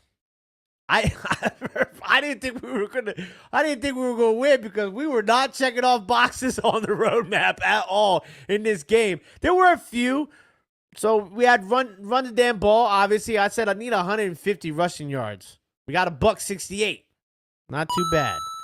Turnovers. I said we gotta force 2 turnovers. We forced 1. So, red zone.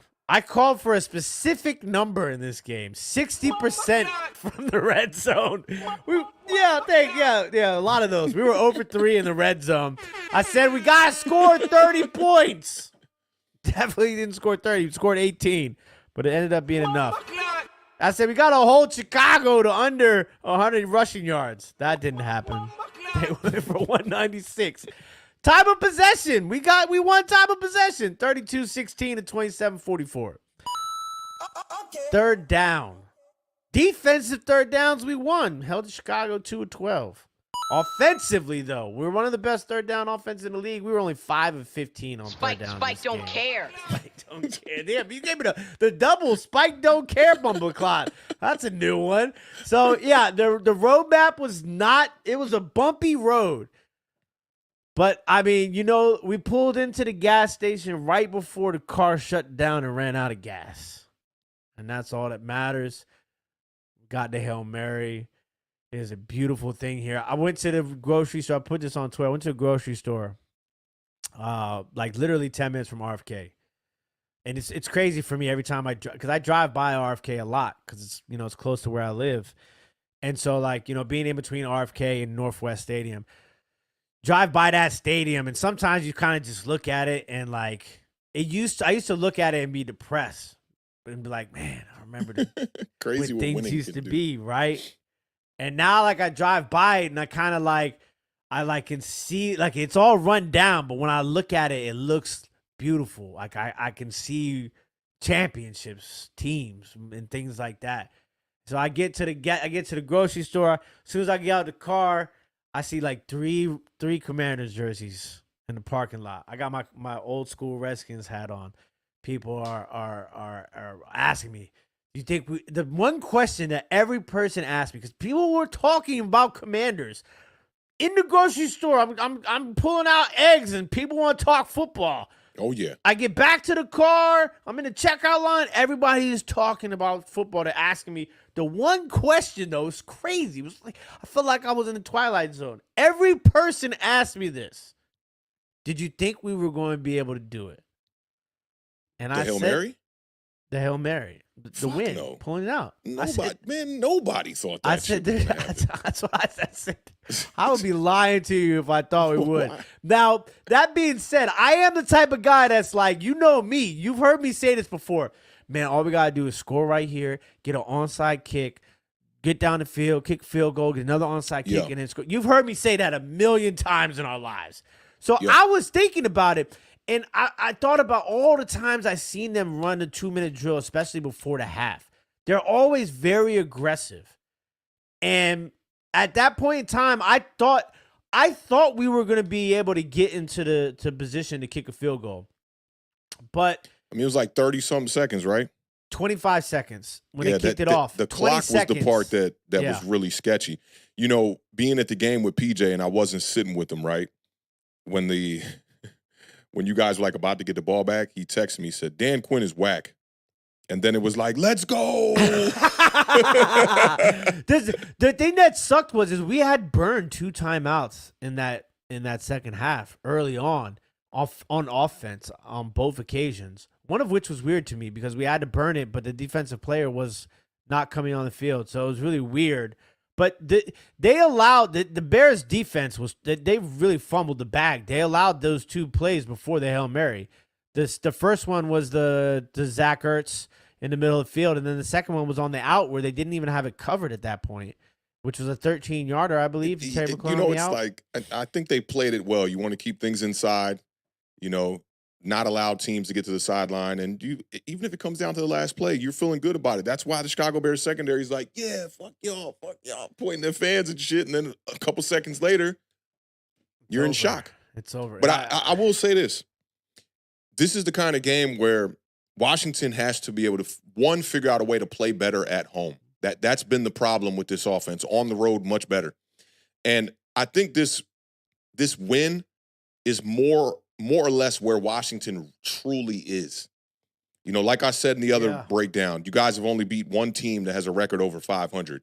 So we're looking at what? Cleveland Browns, Arizona Cardinals, Carolina Panthers, New York Giants, now the Chicago Bears. Yeah. It's not really good teams, right? Yeah. And I thought this Bears game was a good test because the Bears were sitting at the bottom of the NFC North, but they did have 4 wins coming into this game.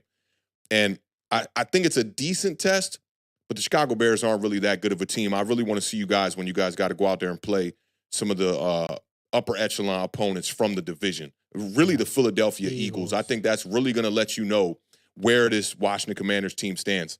The red zone issues at home are definitely a thing. Y'all are 6 of 21 in the red zone at home thus far this season. 0 for 3 against the Chicago Bears, 0 for 6 against the Giants, and 3 for 6 in each of the games against the Cleveland Browns and the Carolina Panthers. So got to clean that up. You still got a rookie quarterback here, but this kind of goes what we were talking about during the Giants breakdown. Let it happen first, right? And I'm not telling you to not celebrate, but I'm saying before we use the Washington Commanders as an example of the rebuild, 1, they got to play some competition, and 2, allow it to happen first. Yeah. I think that these games coming up down the stretch are going to be extremely important, not only for the quarterback position, but for this coaching staff and this front office in particular. How much of a test do you think I'm not looking ahead because I'm not one of those people because I think I like to take things 1 week at a time. But how much of a test do you think the Pittsburgh Steelers is going to be for measuring stick for it's a good test. I think they're in a similar place that you guys are in right now. Like Pittsburgh has not really won many impressive games. I mean, you got to think the Dallas Cowboys beat the Pittsburgh Steelers, right? The New York Giants just lost by 1 score to the Pittsburgh Steelers. So they are a team that's beatable simply because their offense is not very dynamic. But I do think that Russell Wilson is kind of getting settled in now. You now have 2 games where I believe when Russell Wilson is the quarterback of this offense, they have averaged over 400 yards and with the 2 games combined now. Whereas when they were with Justin Fields, it was very different. So if they can keep that up, keep the explosive plays going, Pittsburgh could be a team that could possibly, make a run for that division. But I still think it'll be a decent test. But the game against the Bears and the game against the Giants is kind of like how I gauge y'all. But y'all do have the offense to be able to, within seconds, blow a team out. If you get 3 possessions back to back with Jaden Daniels, he could put a team out of a game that quickly. And not a lot of quarterbacks in the NFL have that capability to do that.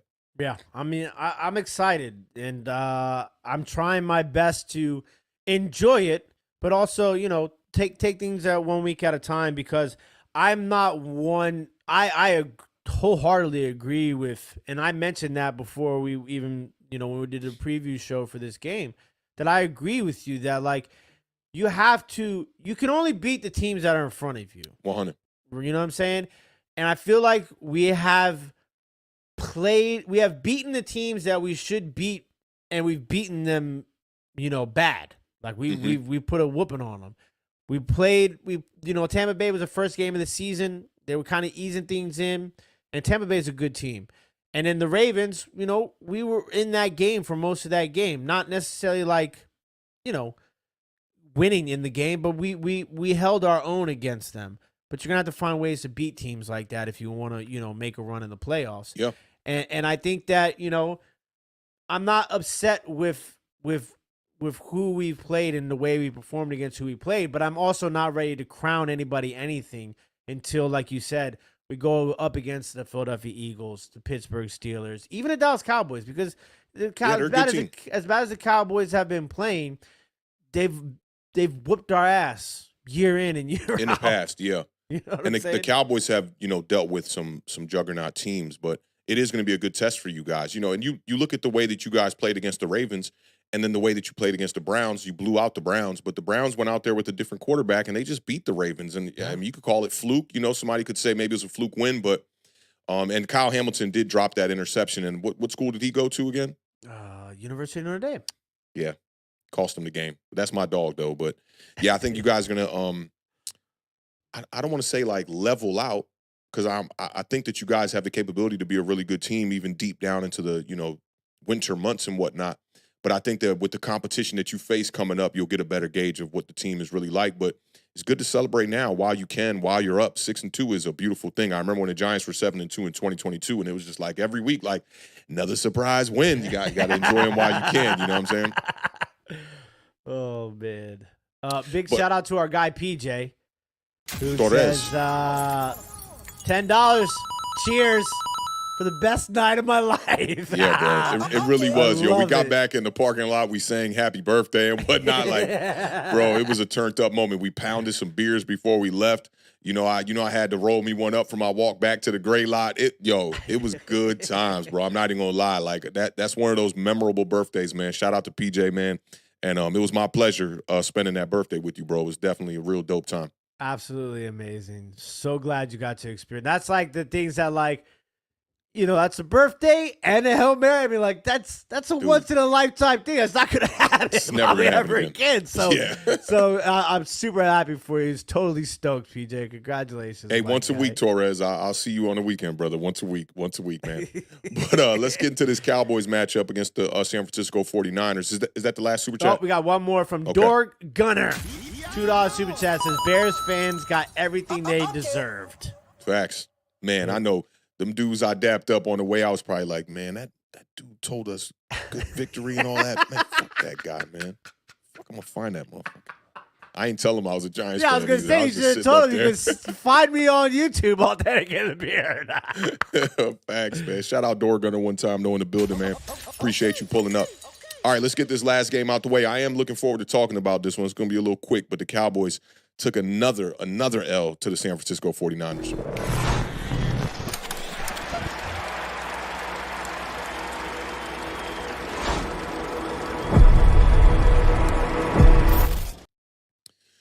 This one was interesting, man. And I think that the Cowboys' bye could possibly save them by, not playing as many games as the other teams because they are off to a very tough start. They're sitting at 3-4 right now. The 49ers improved to 4-4. 49ers were favored by 4 in this game, and they ended up winning by just 6 points. They ended up winning 30-24. The over-under was 46.5. We did get there. The Cowboys have now lost 4 straight games to the San Francisco 49ers. And the Cowboys have not scored over 20 points in 4 straight games. This is very unlike their offense. A lot of it has to do with not being able to run the ball, obviously. Brock Purdy had more rushing yards than the Dallas Cowboys. Just 56 rushing yards for the Cowboys on the ground. And no running game, no play action. The Cowboys ran play action on just 7 of Dak Prescott's 31 dropbacks. And that is unlike them. They are a quick passing type of team, but when you got the running game clicking, you can run some of those play action type of plays to open up some big shots down the field to guys like Jalen Tolbert and CeeDee Lamb. And Brock Purdy, we were talking about him on the preview show. I mean, he flat out outplayed Dak Prescott in this game. 18 for 26 for 260, 1 touchdown, no interceptions. Offensive line had a really good day. He was pressured just 11 times on the day. He was 8 for 12 for 110 yards and 1 touchdown versus the blitz, sacked just 2 times on the day. And turnovers, man, have been the reason why, I would say the main reason why the Dallas Cowboys have now lost 4 straight to the San Francisco 49ers. In the previous 3 losses to the 49ers, the Cowboys had lost the turnover battle 7-3. They lost the turnover battle on Sunday 2-0. They also have just 5 takeaways on the season, which is 27th in the NFL right now. So you're not going to win a lot of games like that. This is one of the defense that for a few years in a row there, they were at the top of the league as far as takeaways go. And now they're sitting near the bottom of the league. Cowboys need to get off to better starts, too. Dallas is still yet to score a touchdown on the opening drive of a game or to start the third quarter. First drive of this game was a punt for them. First drive to start the second half was a Dak Prescott interception. And the Cowboys did lead at the half 10-6. 49ers got a touchdown on their first 3 drives to start the second half. And meanwhile, the Dallas Cowboys went interception, punt to start the second half. And that's pretty much the game in a nutshell right there. Dak Prescott is back to turning the ball over, and that's just not a good thing for Dallas Cowboys fans. He finished 25 of 38, 243 yards, 2 touchdowns, 2 interceptions, 2 sacks. 2 interceptions for Dak Prescott in 3 straight games.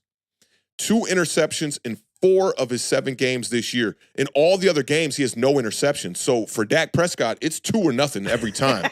It's either 2 interceptions or it's no interceptions. Dak has a passer rating above 100. This is just a silly stat for a guy of Dak Prescott's stature. Just 1 game with a passer rating over 100 in the entire season. 10 touchdowns, 8 interceptions on the year. He was pressured 15 times in this game. Both interceptions came on plays that Dak Prescott was not blitzed on. And the 49ers only blitzed Dak Prescott on 5 of the 41 dropbacks that he had on the day. CeeDee Lamb had not had a 100-yard game all year long, and I said on the preview show, this feels like could be a breakout game for CeeDee Lamb. And you would think that when CeeDee Lamb has this type of Malik Neighbors type of game, that the Dallas Cowboys would likely win the game. 17 targets on the day, 13 receptions for 146 yards, 2 touchdowns, and it still was not enough. Dallas Cowboys tried to rally late but couldn't get back into this one. And listen, man, the schedule for the Dallas Cowboys, not only has it been brutal, it's about to be brutal for the upcoming games that are coming up for them. The only team they have lost to that they weren't supposed to lose to is the New Orleans Saints. They've beat the New York Giants. They beat the Cleveland Browns. And they beat the Pittsburgh Steelers, which I don't look at the Steelers as a team that they necessarily should beat. But if I'm looking at who I would lean to pick, which I did pick the Dallas Cowboys in that game, you picked the Pittsburgh Steelers, and I don't fault you for it. 2 teams that are pretty closely aligned. They've lost to the Detroit Lions. You'd figure they would lose to them. Best team in the NFL. Baltimore Ravens, they lost to them. Chiefs. They lost now to the San Francisco 49ers. And then their 4th loss is to the New Orleans Saints. So if we would have looked at the schedule, and that's exactly what you did, and I think that's why you came to the conclusion of where you thought the Dallas Cowboys were going to land when it was all said and done. This is kind of where they should be. Now, up next, you got the Falcons, the Eagles, the Texans, and the Commanders. It's not a good look for them. I'm really looking forward to that Commanders matchup. It's followed by what I would consider at least 3, maybe 4 winnable games, Giants, Bengals, Panthers, and the Bucks. And then you're finishing with 2 divisional games versus the 2 top teams in the NFC East right now in the Philadelphia Eagles and the Washington Commanders. This is how I look at it for the Dallas Cowboys. The playoffs are looking extremely slim right now for them. They're sitting on, 3 victories already? I think the Giants can be a win. I think the Bengals can be a win. The Panthers could be a win. That Bucks game, I think it's really going to come down to that game. That'll give them their 4th victory in this next string of games. And then if you can split with those 2 divisional matchups that you're going to have against the Eagles and the Commanders, that could give you another 2 victories. That's the way I see the Dallas Cowboys getting to 9 wins on the season. But having a first-place schedule is not easy. It's a very stark difference from what we're talking about with the Washington Commanders, who have only played 1 team over 500. And meanwhile, the Dallas Cowboys now, they've played the Pittsburgh Steelers, the Detroit Lions, the Baltimore Ravens, the San Francisco 49ers, who are back at 500 now, and they have a slew of games coming up against great competition. It's going to be tough. They have to get Dak Prescott back on track and not turning the ball over. But I think when you look at their offense, they don't have many answers. Rico Dowdle didn't play in this game. Ezekiel Elliott, he's obviously a shell of himself. They can't get him going on the ground. The offensive line is not the same unit that we're accustomed to seeing. They got a bunch of youth up there. Left tackle is new. Cooper Beebe at the center position is new. It makes things extremely difficult for Dak Prescott. But I will say for Dallas Cowboys fans, I think there's still hope in the season. You're lucky at this point that you're sitting at 3-4. Things could be a lot worse if you would have lost one of these other matchups that were close on the scoreboard, like the New York Giants game where the Giants only lost by 5 points in that game. Imagine the Dallas Cowboys sitting in the position that the New York Giants are in right now, sitting at 2-5 or 2-6. This season will all be but lost. But I think that this was a game that they had a chance to win. But going into it, I think most people thought the San Francisco 49ers were likely going to be the victor. I thought that the Dallas Cowboys would get back on track, but unfortunately for them, Dak Prescott continued to turn the ball over.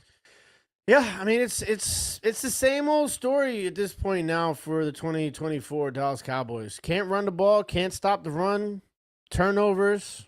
It's tough to win games that way. Even when you have a CeeDee Lamb, I go for 146 and 2 touchdowns.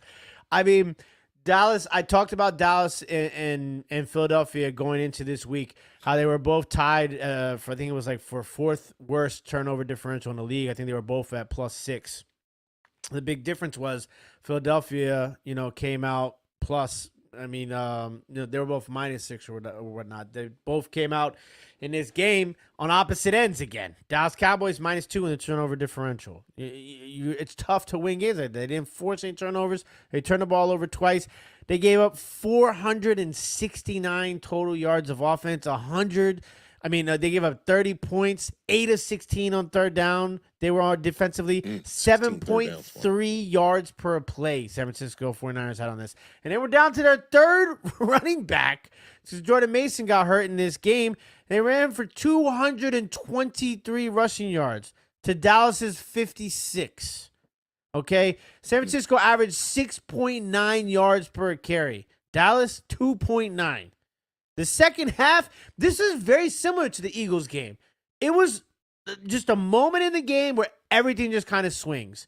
The 14-point swing in 8 minutes into the second half was just that was like the pivotal turning point. And then Dallas, you know how many yards Dallas had in the third quarter? Total Yards of offense. 9. 9 yards of total offense? In the third quarter. Oh, in the third quarter alone. Yeah. Okay, I thought you were saying up to that point. I was like, what game was I watching? No, in the third quarter, Dallas only had 9 yards of total offense. They were outscored 21-0 and they were still down 6. Yeah, interception, punt, while San Francisco's scoring 3 touchdowns in a row. That's it. That's it. It's just a swing of events, just like in a Cincinnati-Philly game. And they're still down 6 with 3 minutes left in the game. Highest paid quarterback in the NFL. 4 straight incomplete passes, game over. It's tough, man. You don't want to put it all on Dak, but they're putting it all on Dak.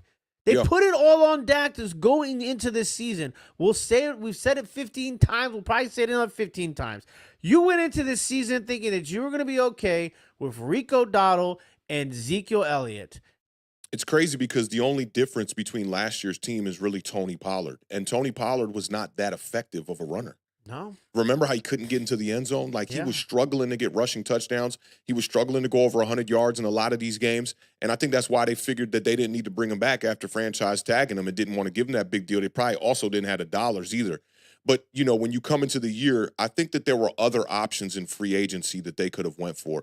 A cheap, serviceable, a Devin Singletary type of running back, to be honest. And if it wasn't going to be that, address it in the draft. Yeah. I don't understand why they didn't address running back in the draft.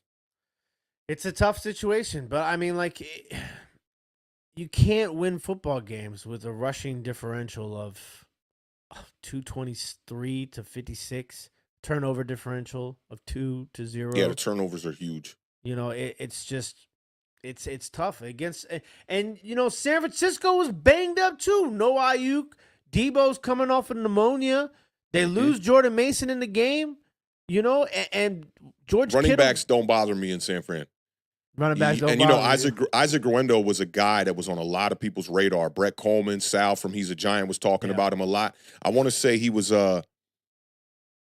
Guerendo came out of Arizona, maybe. I could be wrong on that. I remember looking at his tape though, and his 40 time was incredible. So he's a very capable running back. Yeah, and the thing is he wasn't like. Everybody can't forget too that Mitchell was the number 2 guy, and then he's done for the year. Then you bring in Mason, now you bring in Garundo, and it's a turnstile that seems to be working. And Purdy played good ball, didn't turn the ball over. Kittle had a fantastic game. Yep.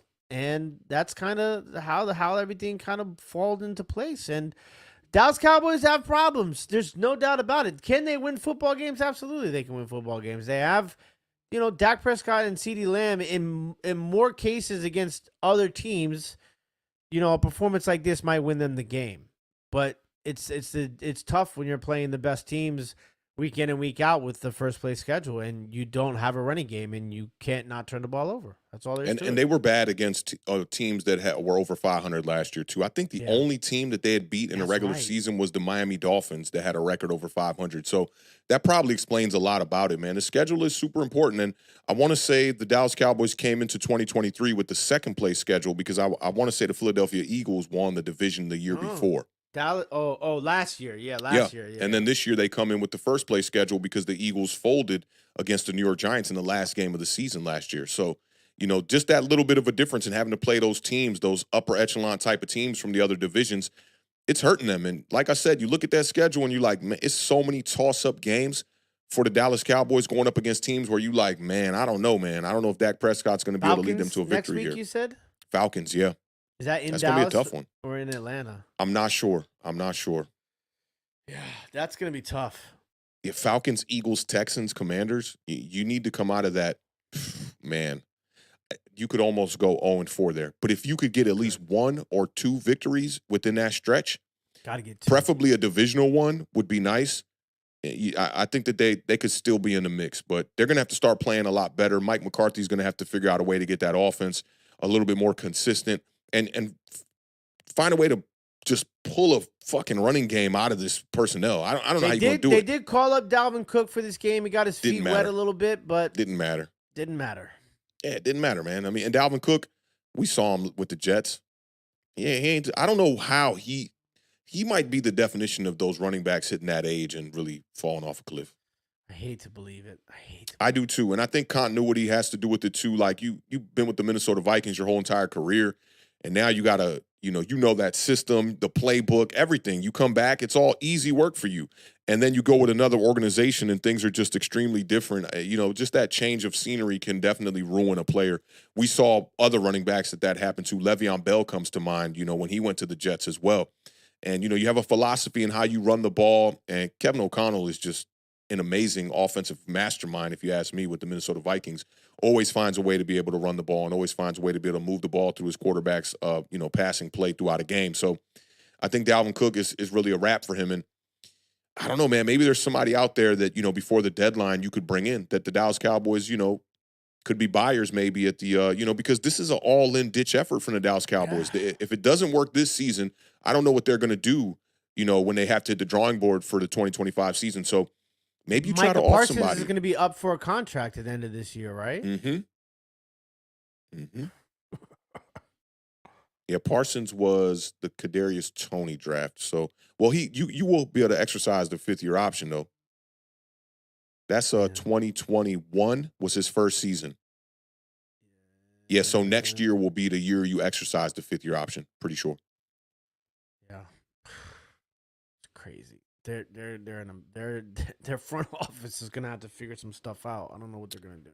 Yeah, maybe and Chuba Hubbard I know that that's deadline? like that would be a good person to bring in, maybe, but I think you need to maximize. You need to find that running back that's like stashed away on somebody's bench that's a little bit older that a team doesn't mind parting ways with, and you could trade like a 6th-rounder or something like that for him, make a move. But I have noticed in the national media, right, that the whole narrative around the Dallas Cowboys is the mismanagement from Jerry Jones and everybody up top. But I think that the only reason why that's being talked about is because they're losing games. Yeah. Right? Sure. Like when they were winning games, these issues were not as a glaring point for the Dallas Cowboys because they were winning games. And now that they're losing. The Cowboys also always catch a little bit more flack because they're the Cowboys. Oh, yeah. Yeah, that's why it's more difficult to be the quarterback for them and Dak Prescott, because I think Dak's a really good quarterback, but he catches a lot more scrutiny than a lot of these other quarterbacks. And I think the playoff, the success and just not the non-success in the playoffs has really hurt his resume for sure. Big shout out to Rips and Brews, beer tasting and card chasing. I'm going to have a beer after this, man. Shout out to that name right there. This is Keith from Vintage Sport Flips. This is his other channel where him and his buddy Andy, who is a Detroit Lions fans, they open up beers. They open up cards and a beer, and they talk about the cards that they opened up in the pack and the beer that they're drinking. It's a dope little concept that they got going on. So big shout out to my guys. I mean, how many packs they opening up? You're gonna be trashed after about a good 7 cards, bro. He says, can't wait for the Eagles Commanders matchup. Yes. Going to be a fun couple of games. Absolutely. I'm gonna go on record and say whoever wins the first matchup is gonna win the division. Ooh. And they on your ass right now. What, they 1 game back? 1 game back. Yeah, they on your ass right now. 1 game back. Appreciate the super chat. Keith, make sure you guys check out Rips and Brews, beer tasting and card chasing. Big facts. We got another one, too, we didn't get to here. Big shout out to Formula Red for the $4.99 super chat. Says, are we back to being a clown show organization? Laugh out loud. This isn't good. It seems like the locker room is unraveling. Head coach and GM are playing for jobs now. Yeah, that's very true. Like Mike McCarthy might be a casualty in this whole situation. I do think that y'all don't have the firepower personnel wise, but I'd give it 3 more weeks. I'm gonna take the push on this one, okay? And in 3 weeks we'll revisit this and we'll see where it's at. If the Dallas Cowboys can get some surprise wins here, maybe go 2-1 in the next 3 games, maybe 2-2 in the next 4. I think maybe y'all still got a shot to maybe make a playoff spot here and get a wild card playoff berth. What if he's talking about the Giants in this situation? I saw it pop up during the Cowboys game, so I do think, and if he was talking about the Giants, he wouldn't say back to being a clown show. We've been the clown show for 2 years now. Yeah. Yep. Big shout out Formula Red for the $4.99 super chat. We appreciate the love and support. Absolutely, man. Good vibes today, Beard. A little bit of a longer show for one of these recaps, but there was a lot to talk about during these games and whatnot. And I think this was a very season-defining type of week, man. Exiting week 8, now we're in the really truly the second half of the season. So we'll see how teams tend to adjust here and what happens in the back half of the season. I'm feeling like my New York Giants really ain't got no hope. I mean, like no hope right now. And NFL.com says we have a 1% chance of making the playoffs. So it's looking like if we want to see some success, we got to win out. If we want to see a quarterback in 2025, we need to, get the Army truck and get the tanks out on time. Big shout out to God 001 with the $1.99 super chat. Says, bro, the GM is Jerry. He can't lose his job? I'm assuming that's what it means. Yeah, can't lose his job. For sure can't lose his job. It's kind of crazy. Crazy. And Stephen Jones doing a lot of the, personnel shit over there as well, too. Cowboys are in a tough spot, man. And, winning solves everything. That's what you got to get back to. You got to get back to winning. And I think y'all have been a little bit accustomed to getting those victories in the regular season. And now that your season is kind of like in limbo right now. Because, I mean, it could get bad. Yeah, I'd be curious to look at when the last time the Cowboys were under 500 at this point in the season. Jason Garrett. It happened during the Jason Garrett. I remember looking at his records when he came over to the Giants, and I think there was 1 year there where he was 7-9 or 8-8. But they've had a lot of winning seasons, ton of winning seasons. Yeah. So. Oh, and the year Dak Prescott, when Logan Ryan broke his leg in the Giants game, they finished 6-10 that year with Cooper Rush at the quarterback position. We beat them in the last game of the year. That was 2020. It was the year y'all won the division at 7-9, where every team had a losing record that year. So that's technically the last time right there. Yeah. Yeah, man. Any last words before we get the fam up out of here one time? Nah, just big shout out to everybody who came through and rocked with us today. Appreciate all the love and all the support. Make sure you guys are following us on Twitter at Authentic and at Tim Walk on Water 2. Stay tuned. There's going to be a lot of stuff going on over the next couple of days as we get prepared for Commanders Giants last matchup of the season. So if you guys want to check us out and see where we are, guest appearancing and stuff like that throughout the week, follow us on Twitter. You guys can always find links on there, especially for Authentic's Bleacher Report, which is going to be tomorrow. Yep. Mm-hmm. And, Got a jam-packed day tomorrow, man. Early in the day, I'm gonna be on with Big Doug and former New York Giant Justin Pugh gonna be on that stream as well. And then midday at 4 p.m., I'm gonna be talking some trade concepts and trade ideas on Bleacher Report at 4 o'clock. And then at night around, I think that one's at 8:30, I'll be on with Ref the District on their channel as well. So we'll try to post some stuff in the community notes here on YouTube. So if you want to check it out, you can pull up, come show some love for these New York Giants that are in struggle mode. It's bad. It's bad. It's okay, man. Don't worry. I gotta get a shirt together for you and Chris Peace here soon. Sure. You know, it is getting cold, and I do have a fire Hoodie, pit. baby? You can get a hoodie. It'll be, more, a little bit more bulk for that fire pit I'm going to throw it in. So you want to do a hoodie, do the hoodie. I'm cool with that too, man. But big shout out to the gang, man. We appreciate y'all pulling up.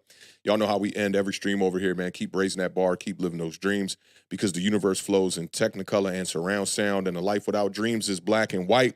Rest in peace to the podcast GOAT Combat Jack. Rest in peace to DJ Clark Kent one time, man. One of the greatest DJs to ever grace this earth. And special strength, prayers, blessings go out to Javarius Ward, who just lost his daughter, man, at the age of 1 year old, which is just devastating. So prayers go out to him and his family, man. I've been thinking about that a lot, and that must be devastating to go through. So big prayers out to him and the whole San Francisco 49ers family out there, man. We definitely appreciate all y'all pulling up, rocking out with us again. We will catch y'all on the next stream. Thursday, we got the preview vibes coming up for a big New York Giants and Washington Commanders matchup. And I'm talking with Pat Leonard. We're going to be kind of doing a little bit of a reschedule here. I think he's going to pull up for the recap next week for the Commanders-Giants game. So stay tuned for that, too. We'll catch y'all. Again, man, appreciate y'all spending y'all time here. Everybody who sent in the super chats and everybody who was commenting in the comment section in the live chat, man, salute to y'all. And if you catch this on the replay, man, throw a bicep in the comment section one time, man. We'll catch y'all on the next vibe. Hopefully y'all can pull up tomorrow. We'll see y'all. Y'all be good. Peace.